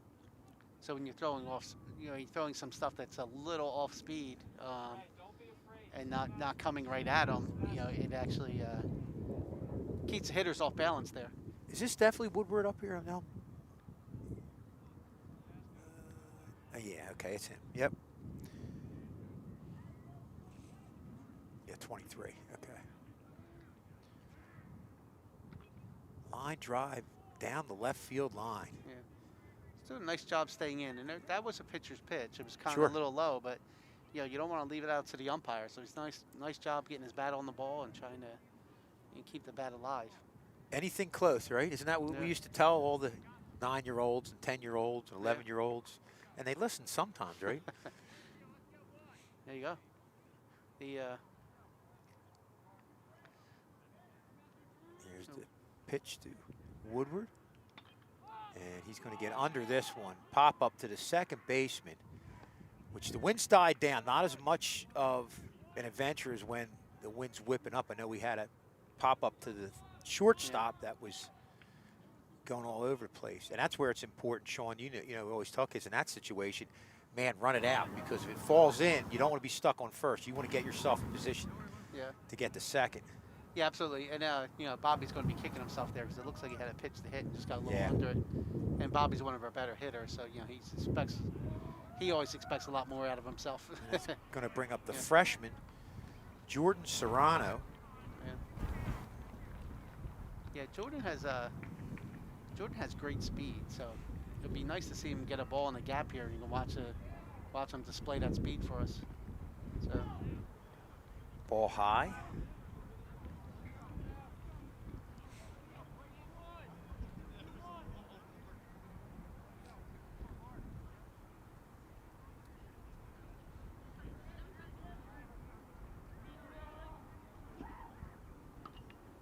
There's a ball on the outside part of the plate, fouled off. it's backing out of play. But it's nice to see.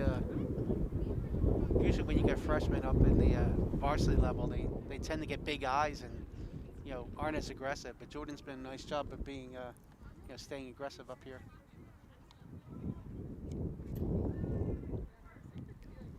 Here's the pitch to Serrano.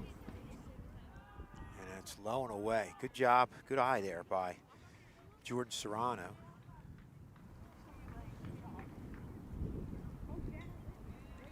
Got a 2-2 count.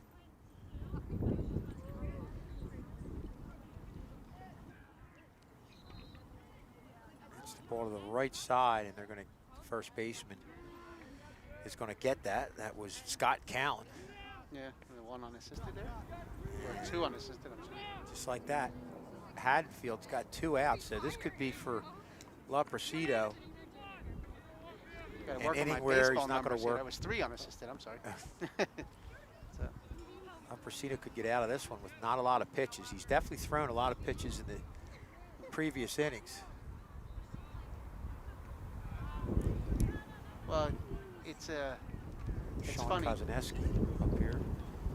He seemed to be able to get the first 2 outs in every inning and then give up some base runners thereafter. So Kozaneski fouls the first pitch off.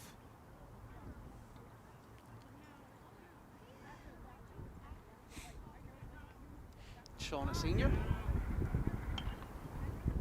Fouls the next pitch off. But 0-2 to Kozaneski. similar to the Schulz kids, you know, he's always omnipresent up here, so it seems like he's been in high school for about 10 years. Because he's always around the... Kids in tow. Yeah. And you had that with the Clanks. Yeah. Teaching in the district, nothing better.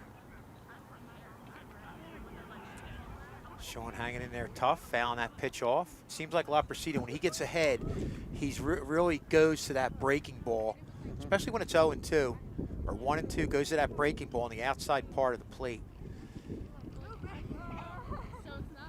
Yeah, and Sean very tall, so he has a larger strike zone than most, so he has a lot more to cover. There's the 0-2 pitch. There's a base hit by Sean Kozaneski, and that's a good sign, Sean, because we talked about staying back, going with the pitch, and that's what Kozaneski did right there, and getting a nice line drive to the right of the second baseman. I'm sure Grandpop is very proud of that hit. Yeah. Shorten up your stroke with two strikes and put the ball in play.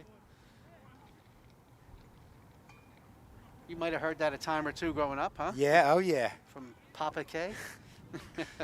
Well, I'm sure Sean heard it in his head before it was even said on the bench, just from the repetition. He knows the situations, having his grandfather and father as coaches, longtime coaches. Yeah, now unfortunately he's not getting much coaching at first base there. We're always willing to take shots at one of our own. Seeing Tino Pagaro gets up there.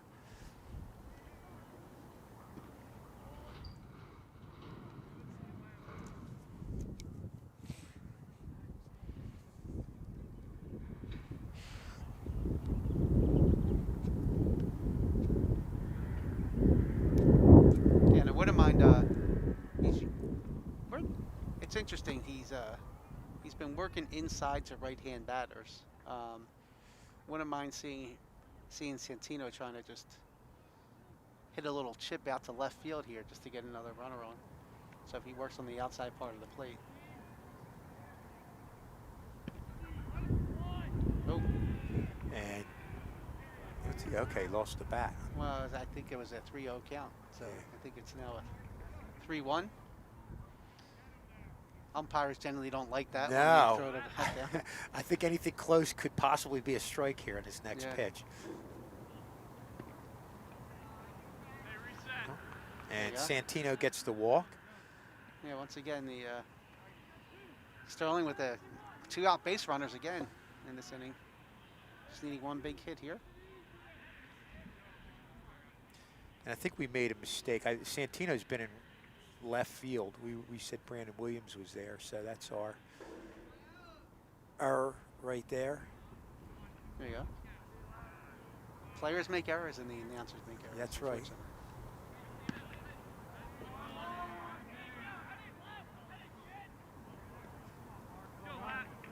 So Sterling threatening here with 2 outs. I'm not sure who's up here. Here's the pitch to Jeremiah Thompson. Oh, it's Jeremiah. Okay. All right, nice. Again, not really challenging too much with fastball. So, but you would think even with the 3-0 count to Pagaro, he threw all speed stuff. So.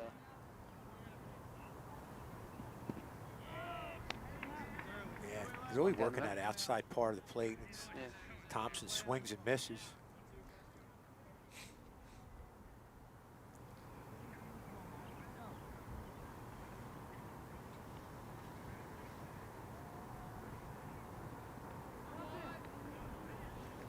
Is that a 3-1 count? Takes a ball low, 3-1 to Jeremiah Thompson.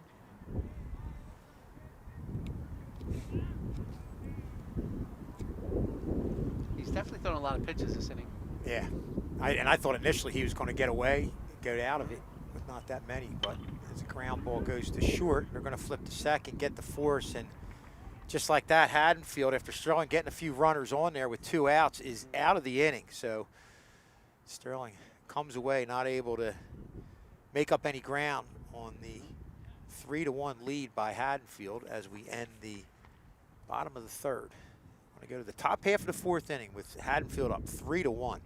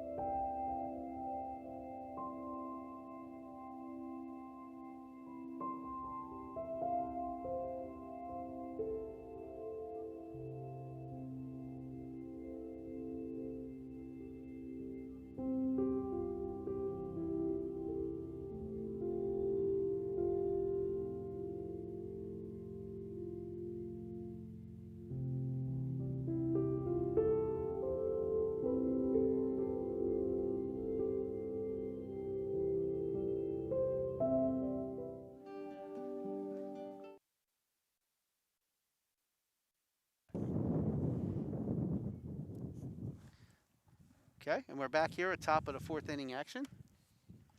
Haddonfield leading 3-1. Christian Valiano returns to the mound here. Sterling down 3-1, but you know it could be a lot worse. I mean, we've made a lot of outs on the field and in the and Haddonfield's made 3 glaring errors on base running mistakes here. That really take us out of some trouble here.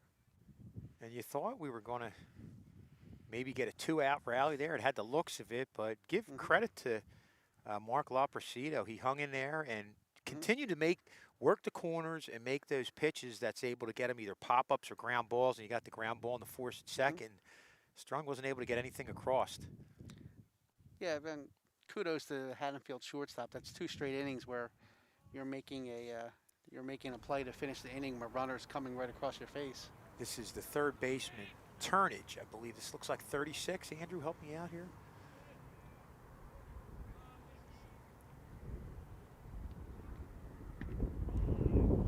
Yeah, I think this is 36.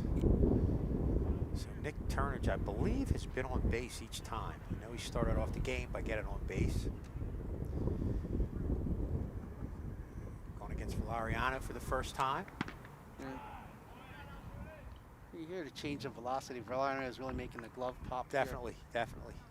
And you see with somebody that tall, look, you watch his leg kick and coming up to his chest. He has a nice little leg drive and leg kick there. Foul ball. Now you're seeing the foul balls to what you're saying with the fastballs going off to the right side as opposed to getting way ahead and going to the left side. Yeah. But just watching here and just from the left to the right-hand side, when you watch the difference between Morello doesn't really have much of a leg kick, and coming from the left side at a different angle, and you watch Valeriano is really getting that knee up to his chest when he drives.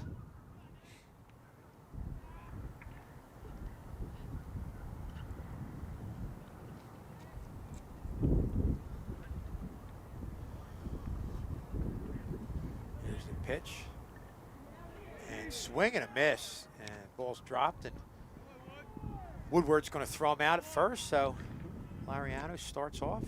Yeah, nice job keeping composure and Turnage out. I believe that's the first time they were able to keep Turnage off the bases. I don't know if we can see a replay of that. It looks like did Sean give him an inside look at that?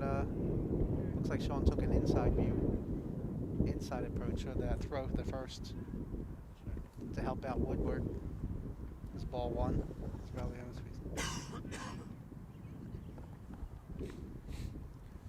So usually on a drop third strike, you'll see the depending where the ball is dropped to.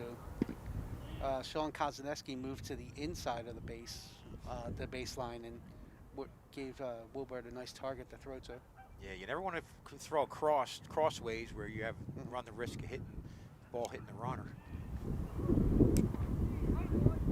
Again, it's those little subtle things that make a big difference in the game. Especially a game like this, like we said, it has the makings of a game that's only going to be decided by a run or two. That was a nice curveball. Oh, curveball. I called a ball. That was a nice little, like I said, a 12-6 curveball there. Yeah, doing a good job. Previous pitch was the outside part of the play, working inside out. I believe it's 3-1 right now. The hitter's off bounce, 3-1 count. And it's going to go down the third base line with Thompson chasing just out of reach, but a good effort there by Jeremiah Thompson to try and get that one. Yeah, it was ball hit by Nick Figlioli, the right fielder. Yeah, it was a nice job by Jeremiah. You see the ball coming off, and again, the wind's blowing kind of that way, and blowing against them, but nice effort. Kudos to him for not getting hurt. Give me some work there. It's always, let's see them pop up. And now full count here.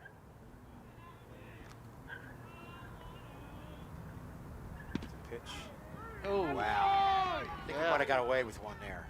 Yeah, it looked a little low, but like I said, the umpires don't like when players start to anticipate the call and start to run away. So, but nice job by Valiano coming over the top and putting it at the knees. Again, like Ryan Morello and even La Prasida for that matter, all the pitchers are really locating very well. They're keeping the ball down, working the corners. Yes, they've been around the strike zone, but not over the middle of the plate. And keep in mind, you know, La Prasida is doing this against a lineup that's gotten over 20 runs in the last 2 games. So, you know, this Sterling team can definitely hit. And you have to feel like, you know, with him throwing a lot of off-speed pitch, the goal was to keep the hitters off bounce, and he's just done just that.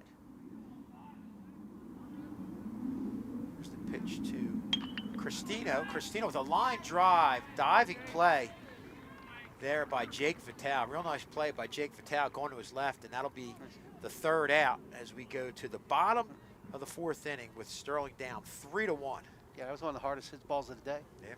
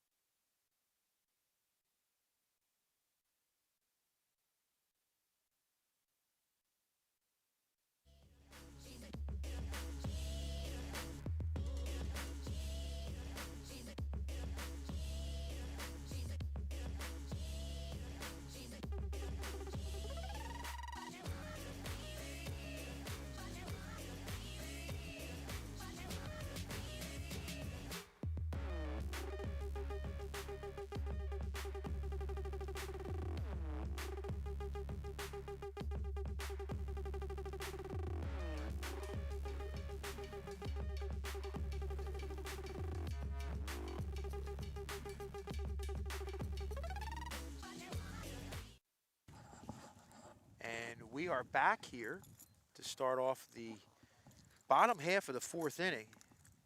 Bottom half 4th, we just had a visit from Shane L., our triple jump champion, our school holder.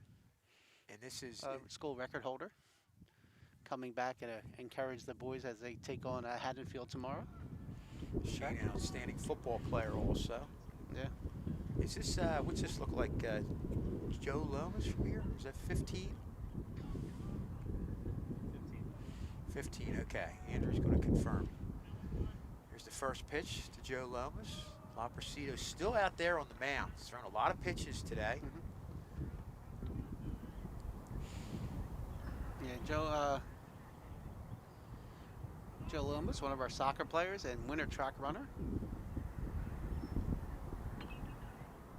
There's a ground ball to the third. Fielded by Turnage, but that's going to roll foul. Yeah, rolled foul there.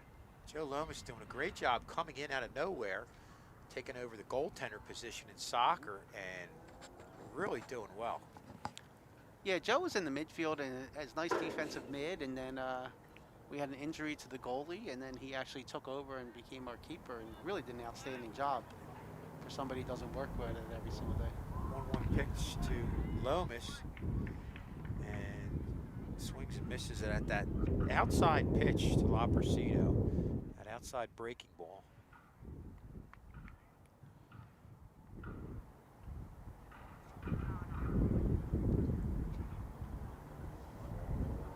Loprecido goes low and away. 2-2, I believe, is the count. Sean, you can correct me if I'm wrong. I cannot correct you, so I'm not sure if you're wrong or not.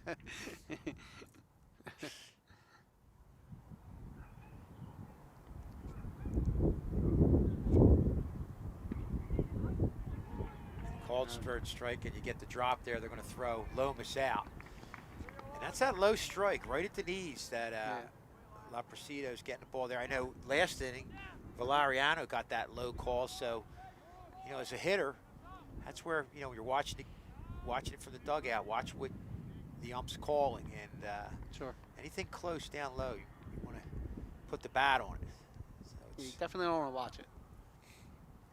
and that's one down here to start the bottom half of the third inning with Jake Vitale. Vitale, I believe, has gotten on twice, legging a couple balls out. Yeah, last was an error on the second baseman. Yeah.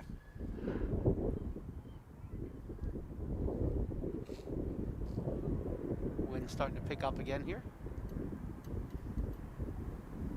Here's the pitch to Vitale, outside, just a bit. Yeah, not as quite as precise on his location the last couple innings here. Here's the pitch. It's outside. 3 balls to 3-0. 3-0. 3-0 to Vitale.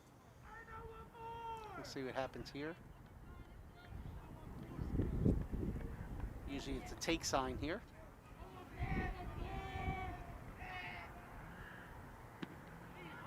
That's right in the outside corner. 3-1. 3-1. Yeah, it's a nice 3-1 pitch because there's nothing you can do with that pitch even if you swing at it.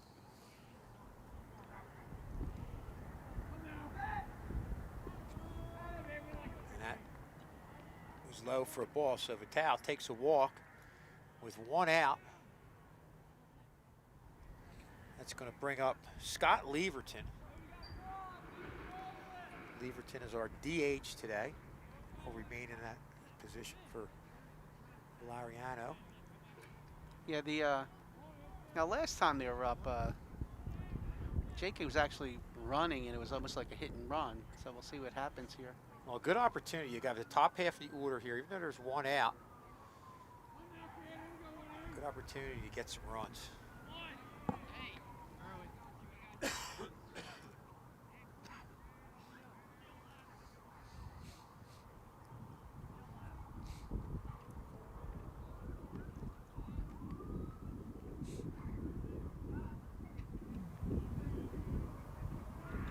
To Leverton, swing and a miss. That one got a little bit of the plate. Yeah, we're down 0-2 here. Looks like Scott's a little bit in front of the ball here. Be a little bit more patient, and as Papa K would say, shorten up on that swing and hit the ball where it's pitched. Here's the 0-2 pitch from La Presido checks over at first.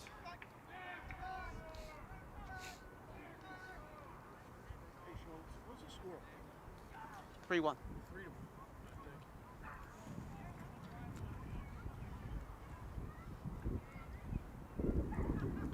Just checking the runner again.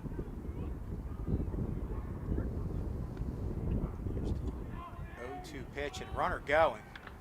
Ground ball down the third base line, and Vital will go back.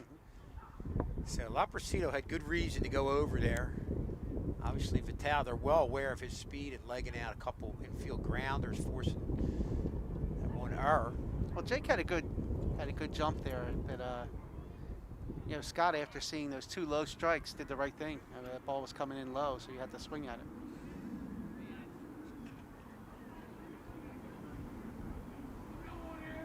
Here's the 0-2 pitch. Down low. Scott hanging in there. See in the background there, our boys lacrosse team crossing behind home plate. They start off the season 2-0 with wins over Woodstown and Middle Township, and they play tomorrow against Triton. La Presido's quick move over there, goes to first, has Vital diving back. Yeah, he pulled out the A move there. He showed him the B move before, but he definitely pulled out the A move.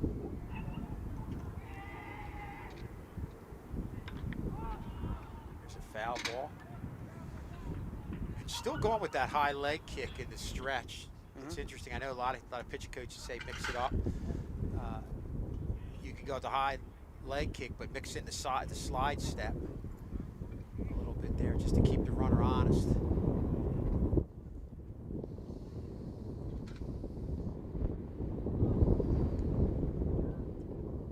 Well, it's interesting. With the ground ball to ground third, ball, bounces around, eats up the third baseman a little recovers bit. Turnage and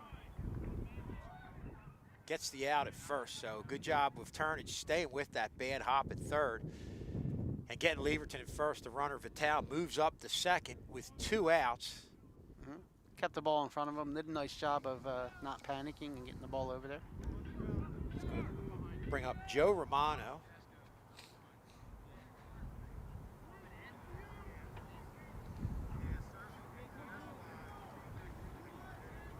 Good opportunity here for Romano with Vital in scoring position. Interesting, third baseman's playing up here. I don't know if he's expecting a bunt or not. But you know, it's a situation there at the third baseman playing up. But you're right, Tal, you may want to take a shot at stealing third. Sean, I looked away real quick. What was that first pitch? Oh, it was a ball, I believe. Ball, okay. Yeah. So 1-0 the count to Joe Romano. Yeah, third baseman's playing up, like he's almost expecting a bunt.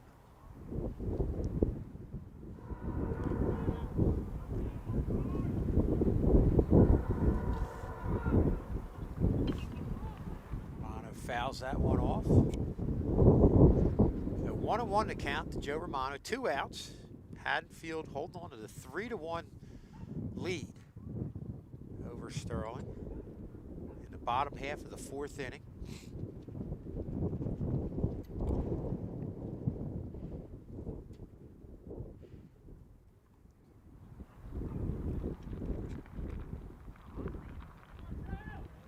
The 1-1 pitch to Romano.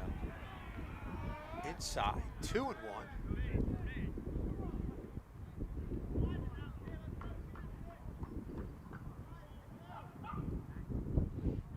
Yeah, it's interesting the way they're playing defense. The third baseman's up and the first baseman's almost back to the outfield grass. Yeah.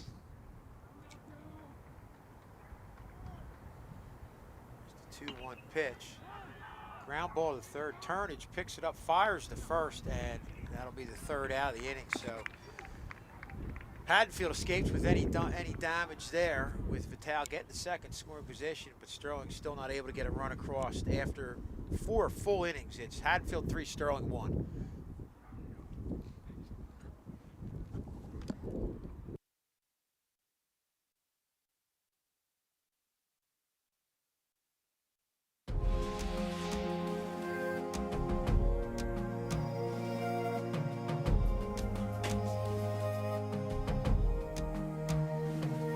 Whoa,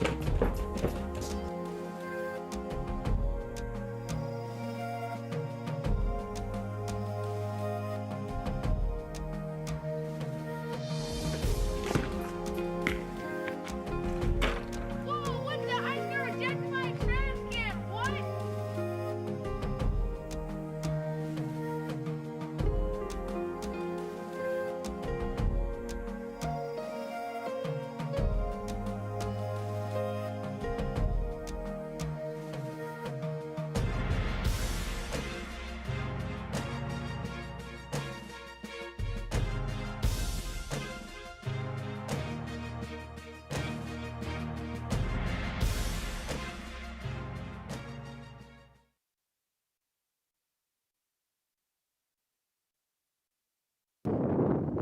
And we're back here to start the top half of the fifth with Haddonfield up 3-1. A lot of runs being scored in those first couple innings.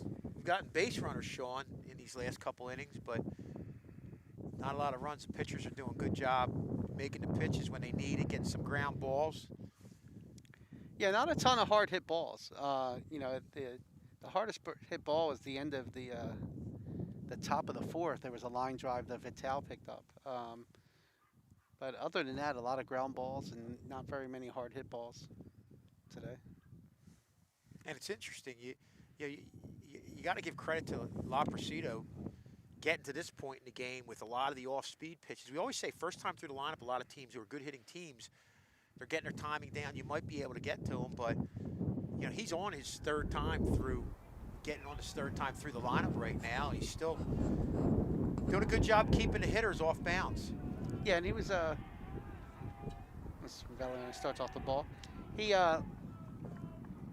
throwing a little bit more pitches. He's going a little deeper in the counts against the batters right now. But but he's doing a nice job. Andrew, can we get a number here? Looks like 41. Okay, that would be Scott Cowan, There's a foul ball there. I believe. Apologized. He's a first baseman, correct? Yes. So I think it's a 1-1 count here. Okay, Scott Cowan, first baseman, a left-hander. First time facing Valeriano. Oh, that's a nice pitch there by It looked like a backdoor Yeah, it's a breaking ball. That's a nice curveball. Yeah, that's Yeah. You're just thinking that one's going off the plate and it just hugs yeah. the outside corner. Again, if you're a Ground ball. nice job by Valeriano. With the 1-3 put out there. And that goes to what we were saying about Valeriano fielding his position, being a good athlete. So they get that first out, and it's very important in a game like this with both teams threatening, getting a lot of runners on base. Yeah, well, you you know from the fall that Christian possesses very good hands, so it was a nice soft hand play there. That's going to bring up Joe Nasuti, the left fielder.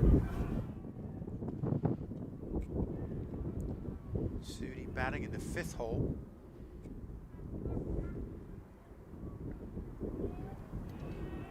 So the impressive thing about Valeriano is I don't think he's played much in the last couple of years. Right. So he's so put out there by Joe Romano, throws over to Kozneski. Well, that's like, So 4-3. to what you're saying, I was saying he's somebody who, as he gets his rep, gets his pitches, and gets in there, he could really improve within this season. And who knows what's going to happen at the end, but could be a real valuable guy out on the mound for him in the rotation. Well, he was telling me earlier that he hasn't really played baseball since 8th grade, and now he's a junior. Wow. So I mean, he's very impressive so far. Yeah. Just a pitch. Good job hitting the Strike two. outside part of the plate again. Real nice location. Obviously, a little more velocity from Valeriano, but Sure. Well, that was a nice curveball, an 0-2 count. Let's see if they go high here. This ball's fouled. inside. Look for him now to go. Got to think they're going to go low and away at this point. To Nasuti. Well, usually usually like to change the level and try to get the kids' eyes lighten up and see a nice fastball coming up a little high. Is it low and away? Low and away. The 1-2 count.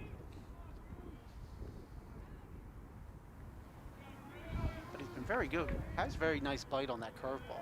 1-2 pitch, and there's a line drive to left field, fielded by Santino Figaro for the third out, and good job by Christian Valeriano as Haddonfield goes down in the top half of the 5th inning. Haddonfield still leading 3-1 over Sterling.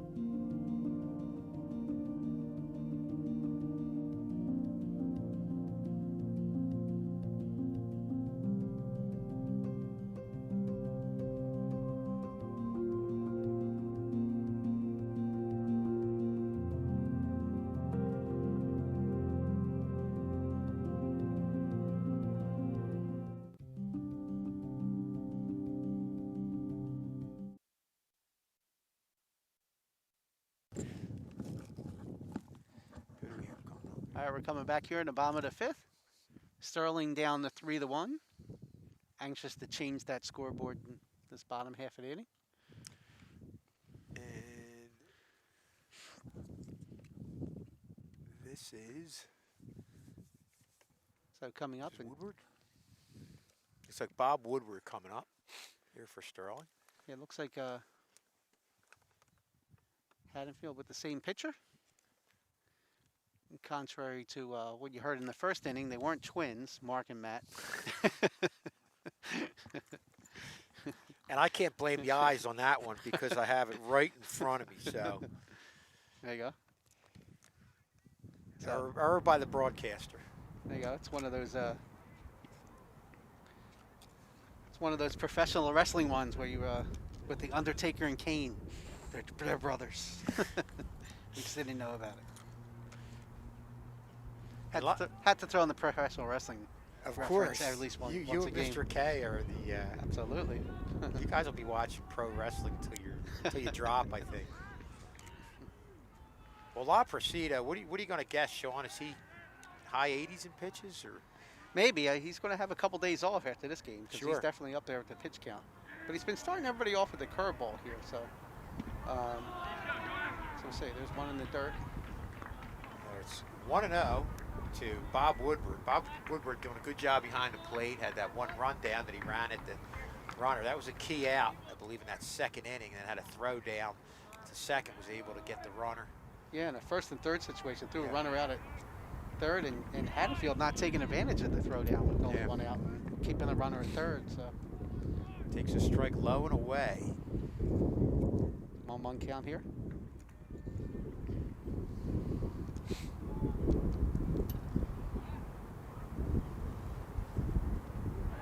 Down and away. Even though it's against his team, Mr. K maybe doesn't like but respects this type of pitching performance because he's all approach. about mixing it up, off speed, location, and that's exactly what you're getting from La Presido here throughout this game. A real nice effort. 1-2 count to Wilbert. Ground ball to third. Gets knocked down. Throws him out of first base. And that's the value. You know, we've seen Turnage doing a nice job on some balls that have taken some bad hops, but again, we'll go back to what we always tell the kids when they're younger: keep your body in front of it. You get that little hop in front of you, pick it up, recover, and really not panicking over there. And there's been a couple times where he's had balls go off his chest, kind of got himself together and was able to get the out at first. Yeah, he's going to have a couple bruises on his chest, but the plus side of it is he's going to count them as outs when he goes home and gets a shower. Because I was the out in the third inning, I was the out in the fifth inning, and so he's done a nice job there keeping the ball in front of him. First pitch strike to Jordan Serrano. Here's the 0-1 pitch, and that's popped up. And this is the one where anything can happen. Okay. It's up in the wind. Wind's whipping up. But Sean, there's that low and away breaking ball. And how many times have we seen that get popped up? He's really been successful throwing that today. Well, that's the advantage of changing locations, because what happens with most batters, they like to have that one groove swing. They like to have that nice level swing where they can just drive a ball right at the waist level. But changing it from belly button to knee high and everything else is not letting them get that consistent swing. So Sterling's not getting a nice comfortable hack up there. They have to change their swing level each time. And that's going to bring up Sean Kozlowski coming up here with 2 outs. I believe last time he came up with 2 outs, was able to get a line drive, base hit off to the right side. Takes one there low for a ball. We check down the first base umpire in the swing. He says no swing.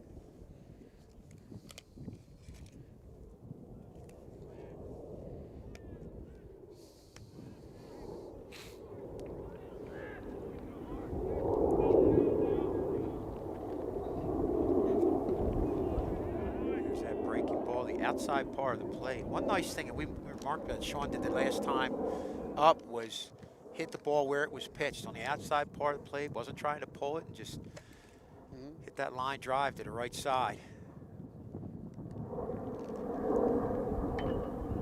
Line drive, base hit. Sean pulls this one down the left field line. Good Gets a job. base hit. Turning on that fastball. 2 for 2. Kozlowski's second hit. Like we always have professional wrestling reference, and now it's like, let's rip the local sports team. He has more hits than Roman Quinn. 2 hits today. That's been frustrating. What did we go? Oh, from the center field position with the Phillies, we went 0 for. Did we go 0 for 30? Yeah, during a one stretch. It was pretty bad. Yeah, I was almost wanted to bring out the tee when he came up to the plate. Not to mention, I like McCutcheon, but now it's almost like you went through a period of time where you're getting 3 straight outs between the pitcher being sandwiched between those 2. Sure. 2/3 of your lineups were in there. Yeah. We're batting the equivalent of 090.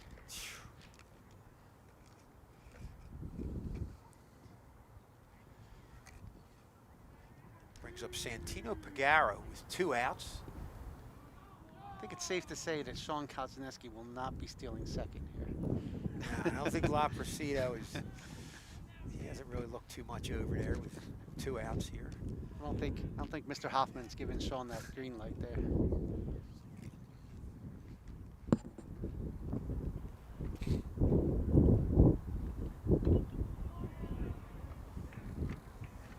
Santino fouling that one off. And kudos to a lot of pitchers today. Last time we were out here, we saw 3 or 4 wild pitches and pass balls. Hasn't been the case today. They've been right around the plate, and they haven't been in the dirt very much.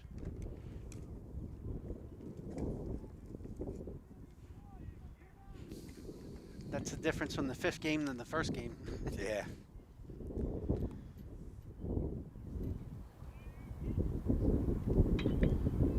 Hard ground ball fielded by second. Boy, Pagaro really hit that on the nose, just right at the second baseman. So that'll do it for the bottom half of the 5th.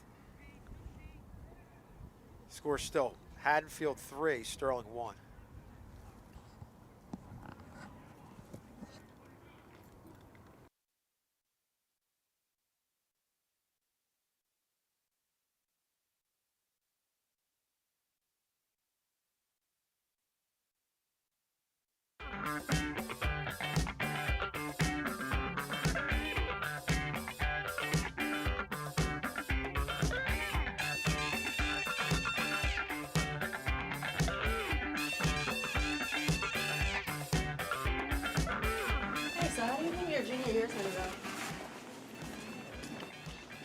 How do you think your junior year is gonna go?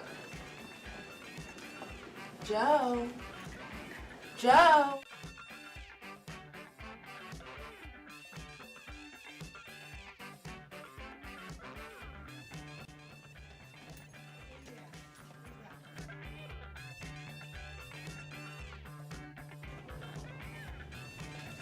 Joe, look out!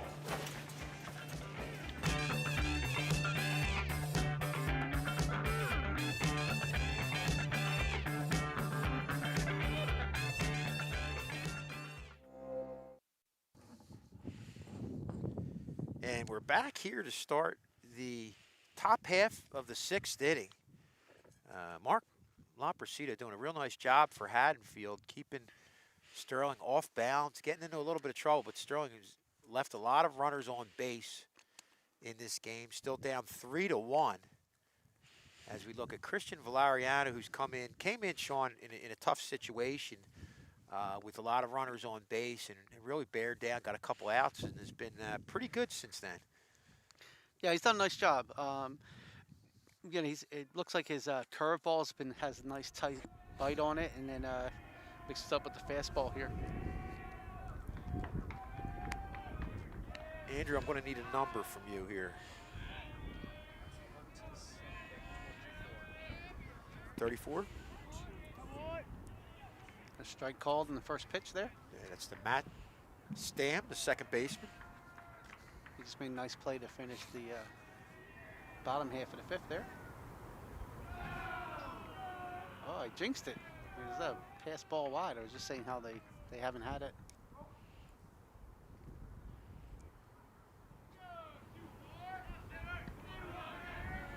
A 1-1 count. Here's the 1-1 pitch, fouled off to the right side. Kozaneski giving chase, but going to run out of room over there. 1-2. 1-2. As we The look count to over, Stam. as we look over there, it looks like Haddonfield's getting a reliever warmed up there on the side. You knew that was going to happen because we have to think that, especially in some of those early innings, that Laprosita was throwing a lot of pitches, and he had to be up there. Foul ball to the left side. Count's still 1-2 to Matt Stam, the second baseman, 7-hole hitter.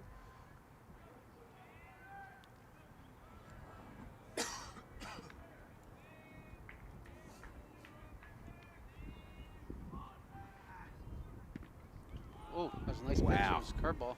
Tough pitch to lay off with 2 strikes, but just a little bit in. The 2-2 count. 2-2 count to Matt Stam.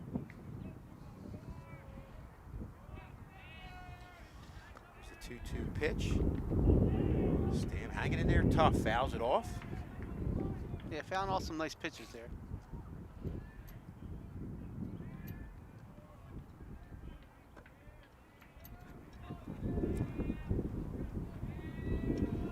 There's the 2-2 pitch. Good job by Bob Woodward getting out there, getting in front of it. It's a full count.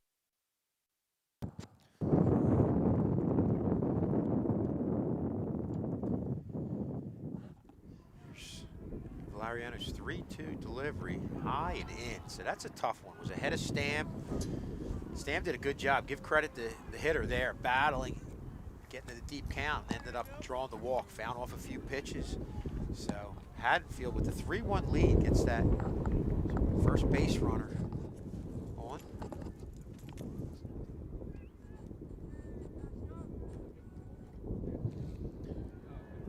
And that's going to bring up Justin Casco, the center fielder.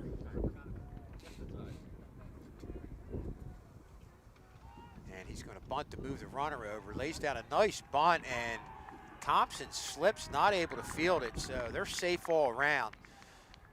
And just like that, Haddonfield has runners at first and second with nobody out. What a nice bunt there by Justin Casco. And in that grass, it just died. Obviously, Thompson, if he had fielded it cleanly, was going to have a tough play running that hard in and trying to make an accurate throw. But once he slipped, you knew he didn't have a chance. So interesting here. You have to think in a game where runs are at a premium that they're going to try to bunt the runners over as you look at Kozaneski in at first.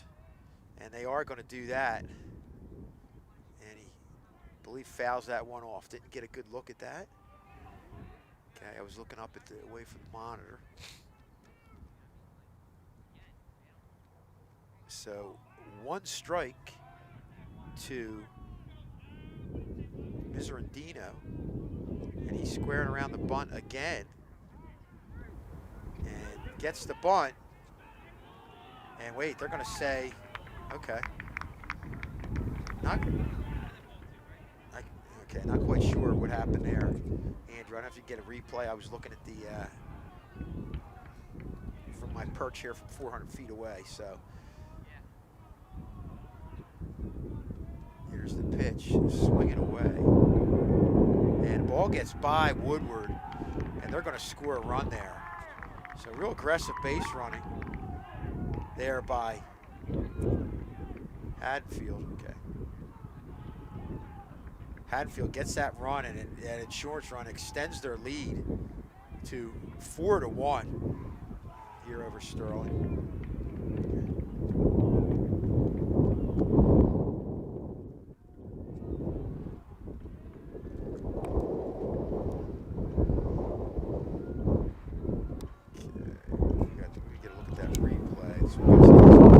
Good job, Andrew. You see it in the left stand part of the screen. Okay.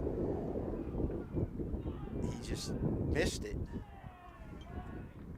Yeah, I thought it was bunted it, so.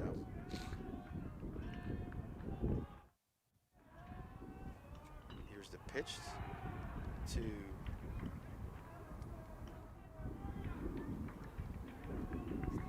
I'm sorry, this is La Persita. They had Miserandino as a DH, okay. So this is La Persita, and he's going to foul one off. La Persita really helping himself out here with a real nice at bat.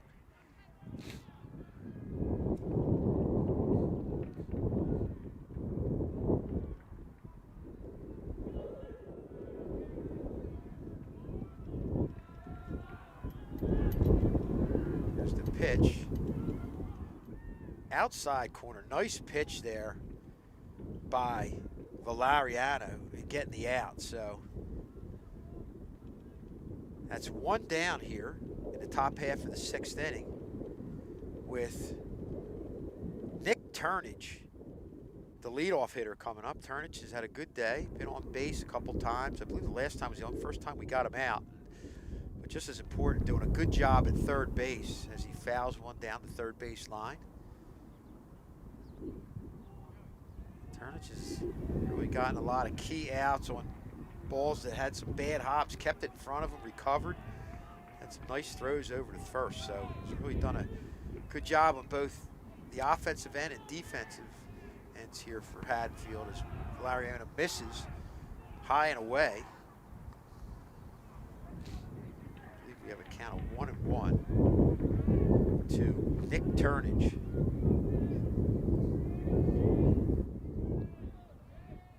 Pitch away.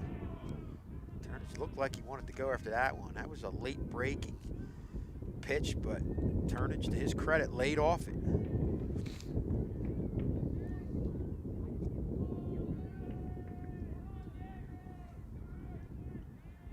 Here's the pitch. Low and away. I believe we're looking at a full count here.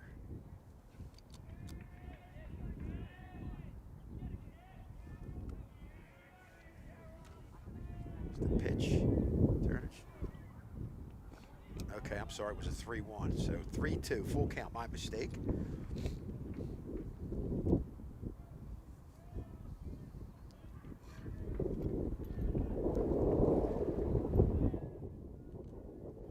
The pitch high and inside. That's a tough one. We got ahead early on of Turnage, but Turnage really does a good job. Found some pitches off and forcing the pitcher to throw a lot of pitches. That's just a real good job by your leadoff hitter. That's what you want your leadoff hitter to do.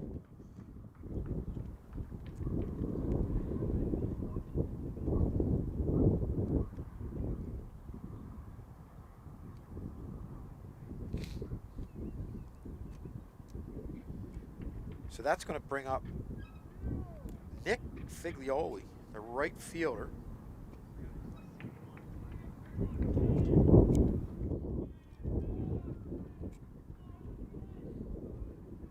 So with one down here in the top of the sixth, one run already across, Haddonfield up 4-1, threatening with runners at the corners.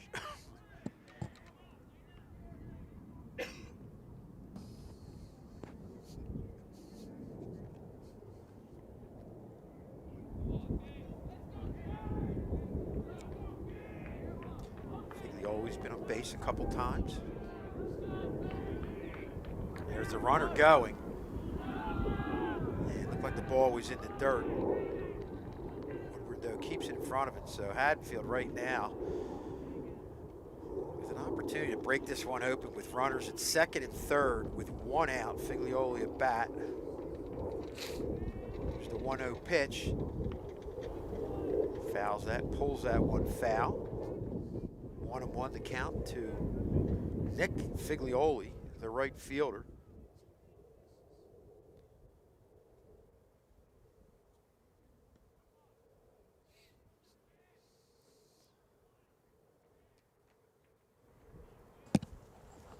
Sean, as you left, Haddonfield got a run across. And now runners on second and third with one out. There's the pitch. I believe we're looking at a 3-2 count here to Nick Figlioli. Yeah, Christian is a little wild in this inning. Yeah. I said you can't defense walks. So No. you want to try to keep as many base runners off the plate as possible. And Haddonfield's doing a good job showing at the top of the lineup, fouling pitches off and not swinging at bad pitches. Really doing what you need to do at the top half to manufacture some runs across, and very aggressive on the base paths they are too. Well, this is one of those situations where you look back at a baseball game, and when it was a 1-2 count and Christian threw a nice curveball to the leadoff batter and they called it a ball. Yeah. I mean, it's it was right on the inside part of the plate. That's one of those things where you could have started off the inning with one out, but that batter, to his credit, ended up working a walk, and that changes the whole dynamic of the inning. So right now we're bringing in a relief pitcher. I believe this is Brandon Williams. Brandon Williams. Okay. Is that number 8? Is that who's pitching now? Number 8, Brandon Williams, coming in here. Is that correct? I'm not sure. I'm trying to see who's warming up on the side there. Let's see here.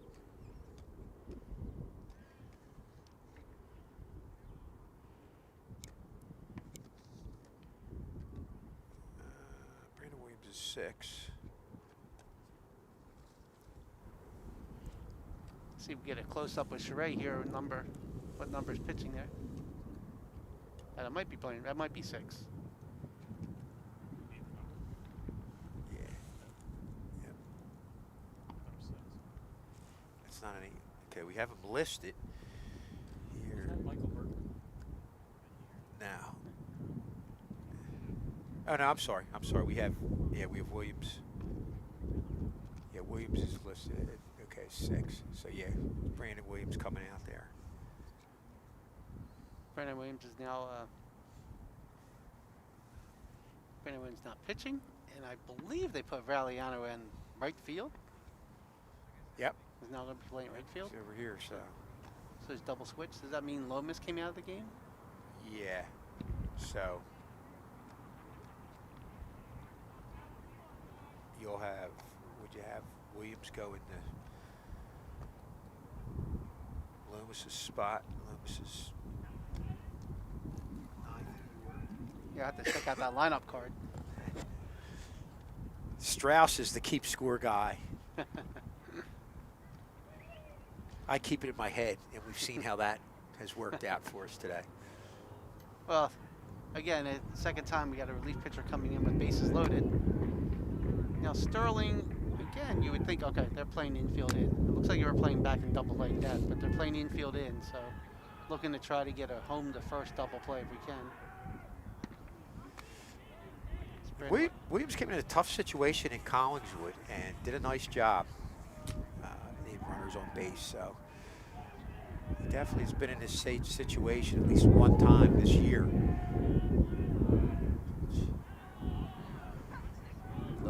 ball.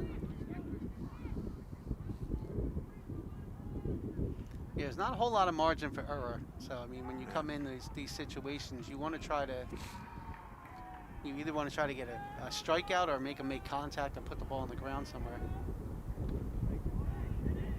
And this is 1-2 where count. you have the fielders up. Obviously, you know, early on when it's only a 1-run difference, you can play double play depth to give up the run to maybe get a double play. But at this point, you just want to you want to keep that runner at third or get the out at the plate.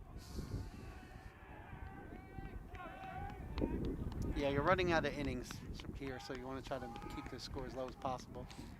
Haddonfield bench did a good job getting on the Sterling pitchers. Oh, strike 3 call. Wow. That's a tough pitch. Yeah, well, if there's any pitches that the pitchers have been getting throughout this game, it's been the low pitches. And boy, Williams was able to get that one right there. Boy, that's a big out, bringing the fielders back with 2 outs. Yeah, And being in a forced situation right now at any base. As we look at line drive. Boy, that's a great play by Romano and throws it away. he throws it in a dugout. Or he throws it outside dugout. So 2 runs are going to score there. 2 runs are going to score. And that was Scott Cowan, the first baseman. Really hit the ball on the nose. Turned on that one. Tough play for Romano going to his left, but he was able to get it and had to hurry the throw. Just went a little bit wide. So 2 runs are going to score right there. And at this point, Haddonfield is breaking it wide open. I believe it's 6-1.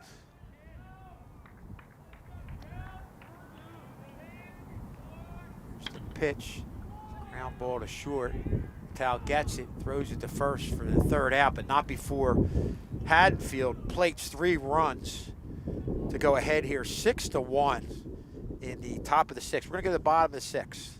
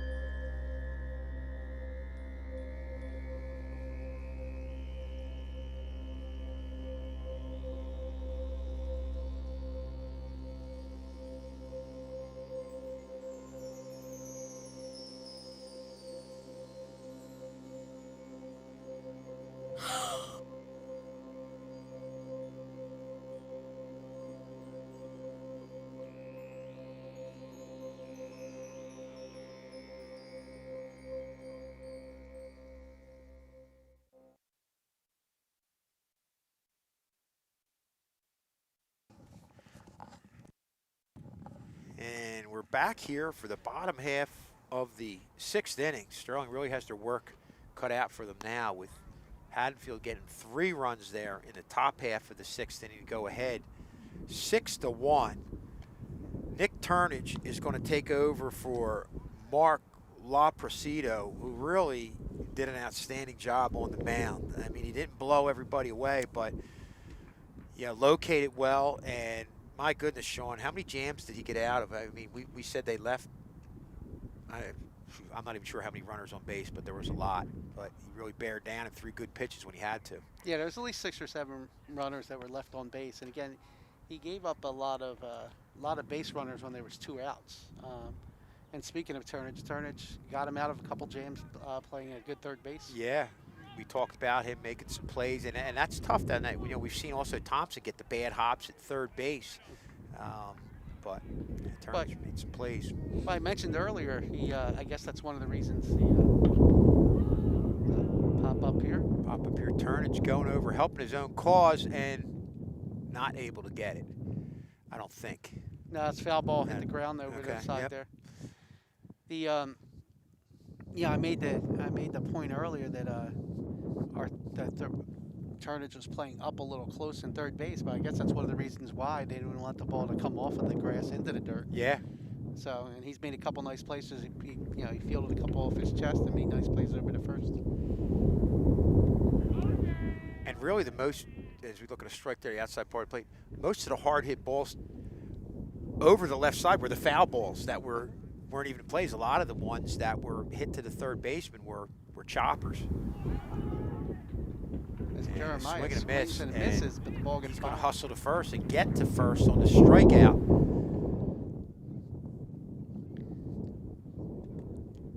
I always say you got to almost be a goalie back there when you're Yeah. catching with this backstop the way it is. Well, it's a yeah. I mentioned earlier that there wasn't a lot of pass balls or wild pitches. There wasn't a lot of pass balls or wild pitches, and one got by there. And Churtis has a little bit more velocity in Las Bronzo, so that kind of makes a little bit of difference. So they throw him back to the first baseman, but I believe they're putting an anchor around anybody on first right now. We need base runners. Yeah, sure. Yeah, he really doesn't mean that much. Doesn't matter if he gets to second right now or not. It's you need a big inning. Yeah, the outs mean more to Haddonfield than the bases mean to us. So we need the only base that counts is home plate right now. As we look at, I believe it's Romano. Yeah, and I think this is Brandon. Yeah, this is Brandon Williams because he came in for. They did that double switch. He came in for Joe Lomas and went in the ninth spot.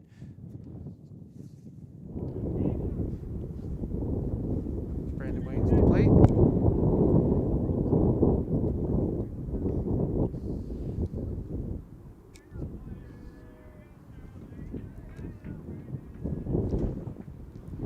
Williams has 2 hits in 6 at bats. Isn't a ton of at bats, but has swung the bat well when he's gotten in there. Well, let's give him credit. He threw some good pitches to get out of that inning. Unfortunately, Sterling had an error there. You know, he could have got out of that bases loaded jam, only giving up 1 run. Yep.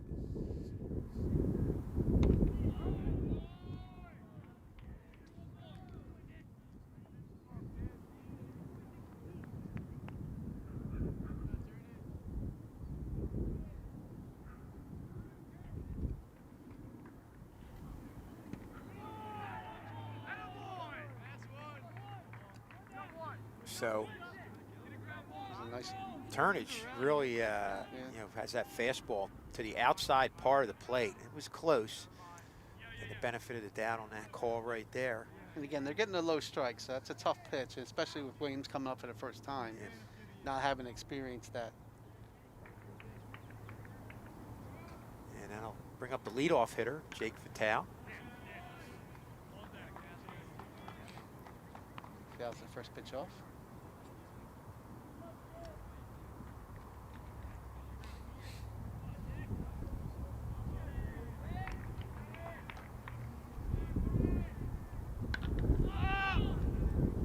Fly ball to left center field. That's going to go over the head of the left fielder. But they're going to go 1 base at a time here. Like we said before, there's no need to risk anything at this point. Play conservative here with 1 out. That's going to bring up the 2-hole hitter, second baseman, or I'm sorry, DH, Scott Leverton. Yeah, it was that fly ball. Again, as the ball went up into the air, as I was watching it, at first I thought it was going to center field, then it kind of tailed back over to left field.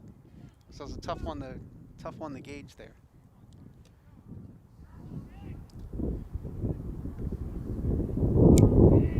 Scott, a senior. Let's see if he comes through here. The clutch hit.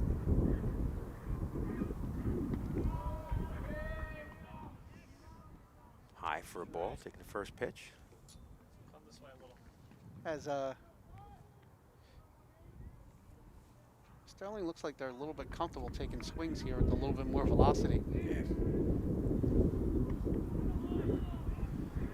Tries to check, but goes around. Yeah, I believe that would have been a strike anyway. Yeah. Nice pitch by Umbridge.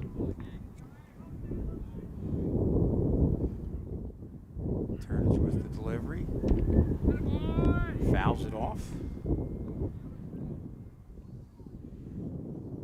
It's 1 ball, 2 strikes.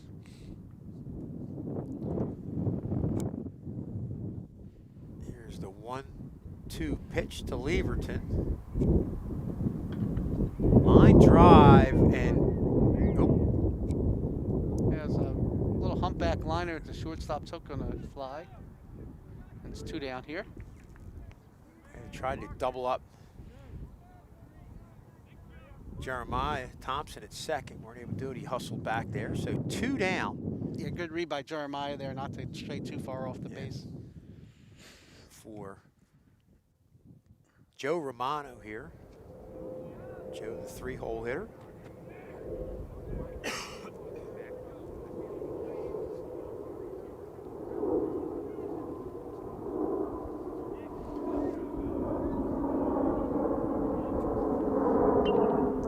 Ground ball to second, field it, throw to first, and just like that, Sterling's out of the inning.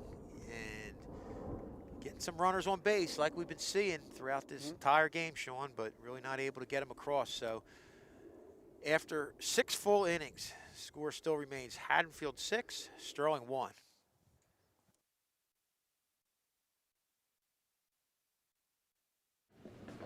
Dude, are you kidding? Pictures. Sean, what are you doing? Go to Redmond's office.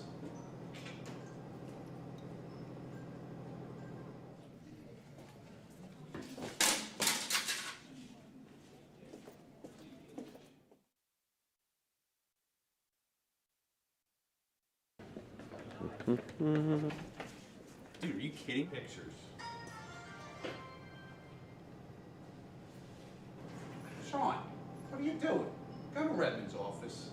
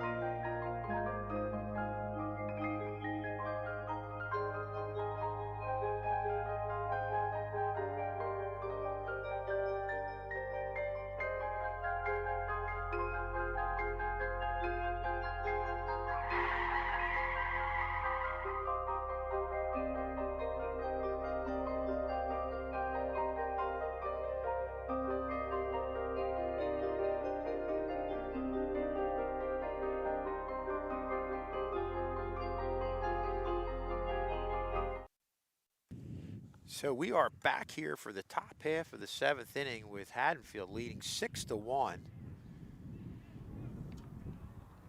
over Sterling. Sterling just getting a lot of runners on base, but really not able to do anything with it as we look at Bruce Parker, the shortstop and 6-hole hitter up here for Haddonfield. He's going to ground ball to Jeremiah Thompson, throws it over to Kozaneski for the first out of the 7th inning. And, you know, Sean, you dealt with La Presido throughout most of this game and really did a good job keeping Sterling hitters off bounds. Then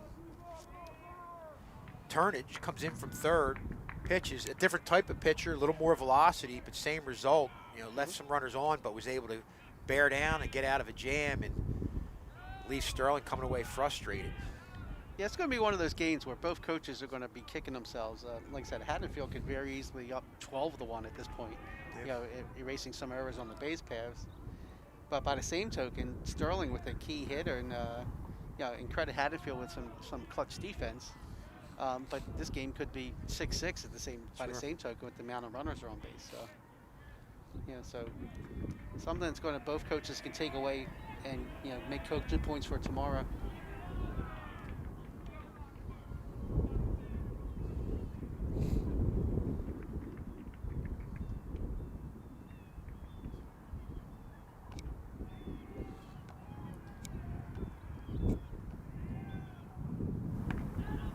Ball 4 high. Yeah, Brandon Williams walks the pitcher here. Parker gets aboard, leadoff hitter aboard. And that's going to bring up the second baseman, Matt Stamp. We'll double check. I believe it's 24.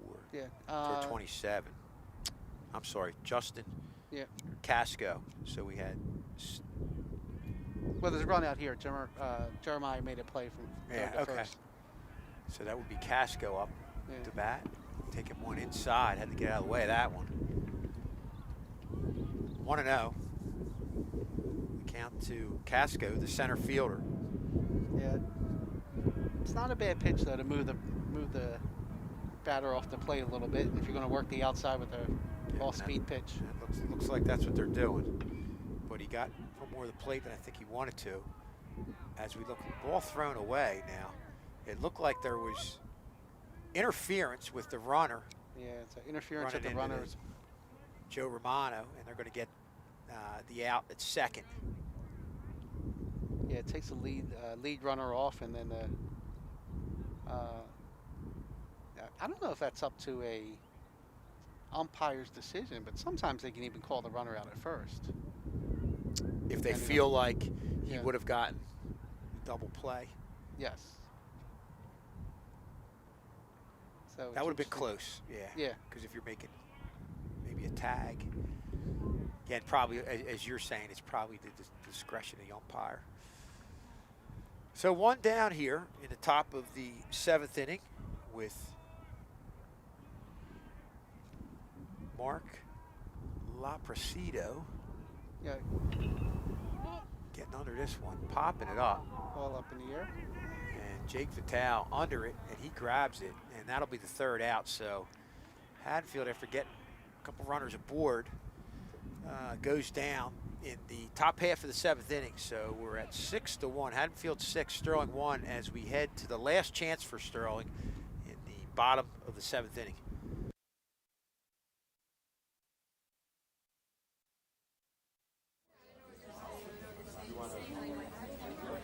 Oh my God, what a loser. He's so annoying. Looking at the story, you'll know by the story the first few lines. We're talking about that paragraph again in the story. You know what? I'm done. That's it, Teach. I quit. I'm done.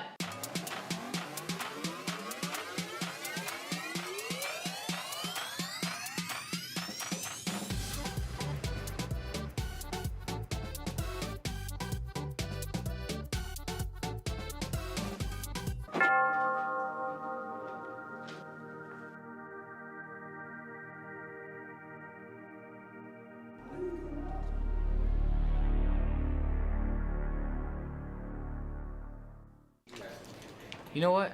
I'm gonna stay in school.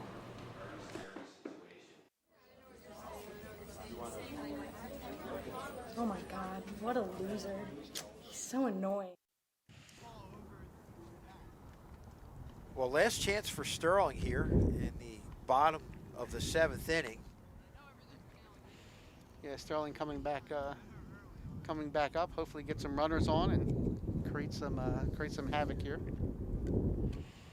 Just look back over off in the distance here. Girls coming back. They won 12-0 over Haddonfield. Girls softball.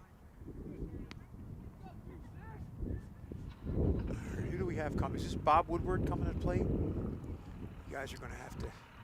We got to get binoculars. Yeah. Well, Joe Romano made the last out last inning, so I believe it is Woodward. Okay. Yep. You got it. So we'll see. It'll be interesting to see. Woodward was ahead of a lot of pitches when Loprieso was pitching, so interesting to see with somebody who's a little bit more velocity. He might be he might be a little bit more on target here.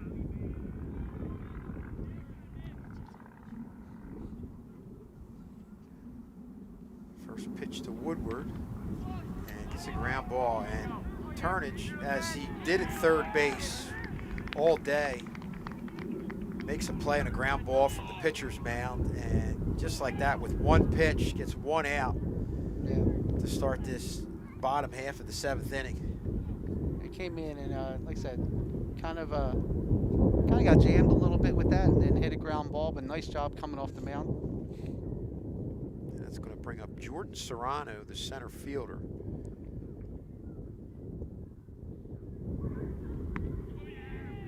Big swing and a miss at the belt, the chest high fastball. Yeah, got a little anxious there. I think kids are, last inning, I think they're really looking to drive something here rather than taking their time and trying to get a base runner on. Looks Check. like he got hit by Oh, a he got pitch. hit. Okay. Well, it's a shame it didn't happen earlier in the game because Jordan's somebody with really good wheels. Yeah. You'd like to see him run. I mean, in a one-run game, this would be a great situation. But like you said, his run really doesn't, being down 6-1 doesn't matter. He's going to go one base at a time here. Looks like Haddonfield's calling and looking for talking to the other umpire. I believe that they think it was a foul ball rather than a hit batter.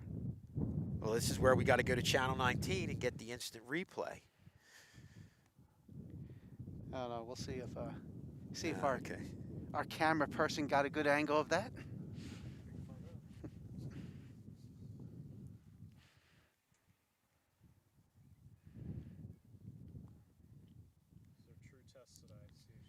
I will say that the reaction of Serrano looked like it was a foul ball.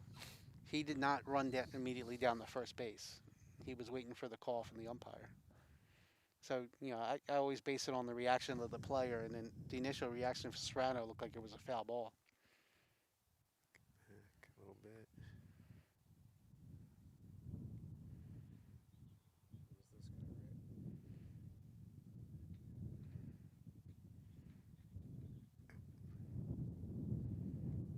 Oh yeah, that was a foul ball. Yeah, when you're watching it, like I said, when I just watched Serrano's reaction, his immediate response wasn't to run down the first base. He was waiting for the umpire made the call, and then they threw him down the first. And then pointed him down the first base. So, but we'll take it. We need base runners.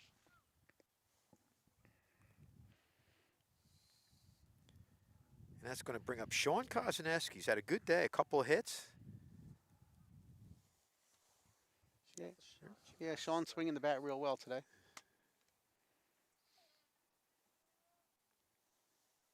First pitch right there. Probably taking a pitch with Sterling being down 6-1. Well, that's generally what the coaches will say. You have to see a strike before swinging. 0-1 pitch. That's going to be a fly ball to center field. And Casco is going to eat that one up for the second out.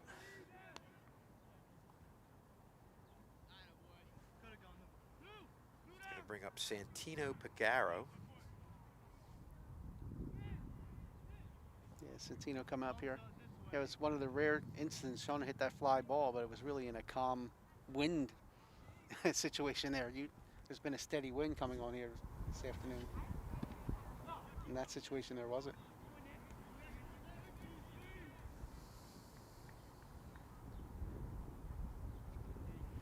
I have to give credit to the old school look by the Haddonfield outfielders here, though, with the knee-high socks. Good job, Santino, hitting the ball to the left side. Still keeping this game alive. Yeah. Just punch it out to the outfield. Nice job.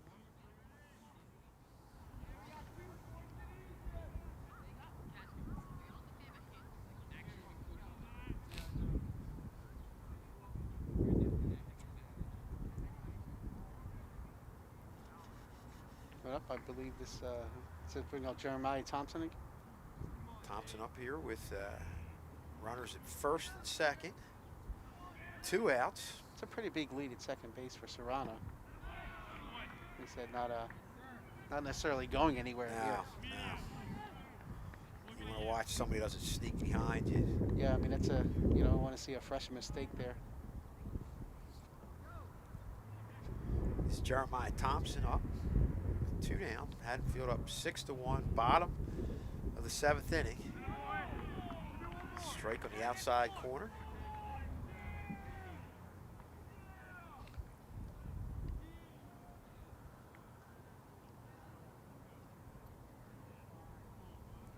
Looking away. And there's a breaking ball. Did not miss by much. No. Haddonfield wanted that one.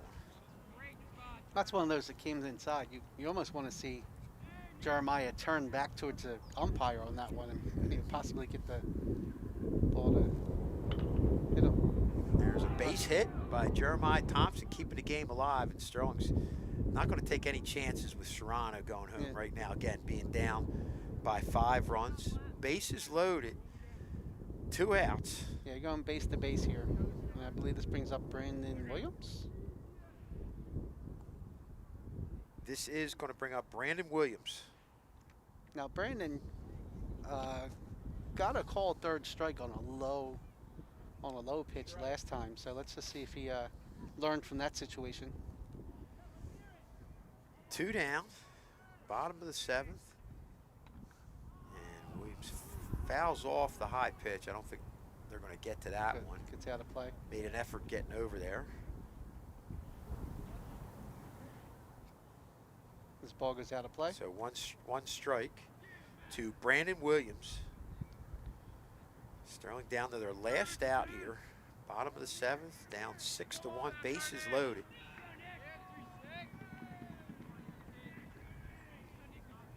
Just a 1 strike pitch to Williams. Wow, that was that looked away. Yeah, it's Tough call. That was a pitcher's pitch. There. Absolutely, that's a tough one for Williams there. So 0-2. Now he has to Brandon Williams. bat defensively here and put his bat on the ball any way possible.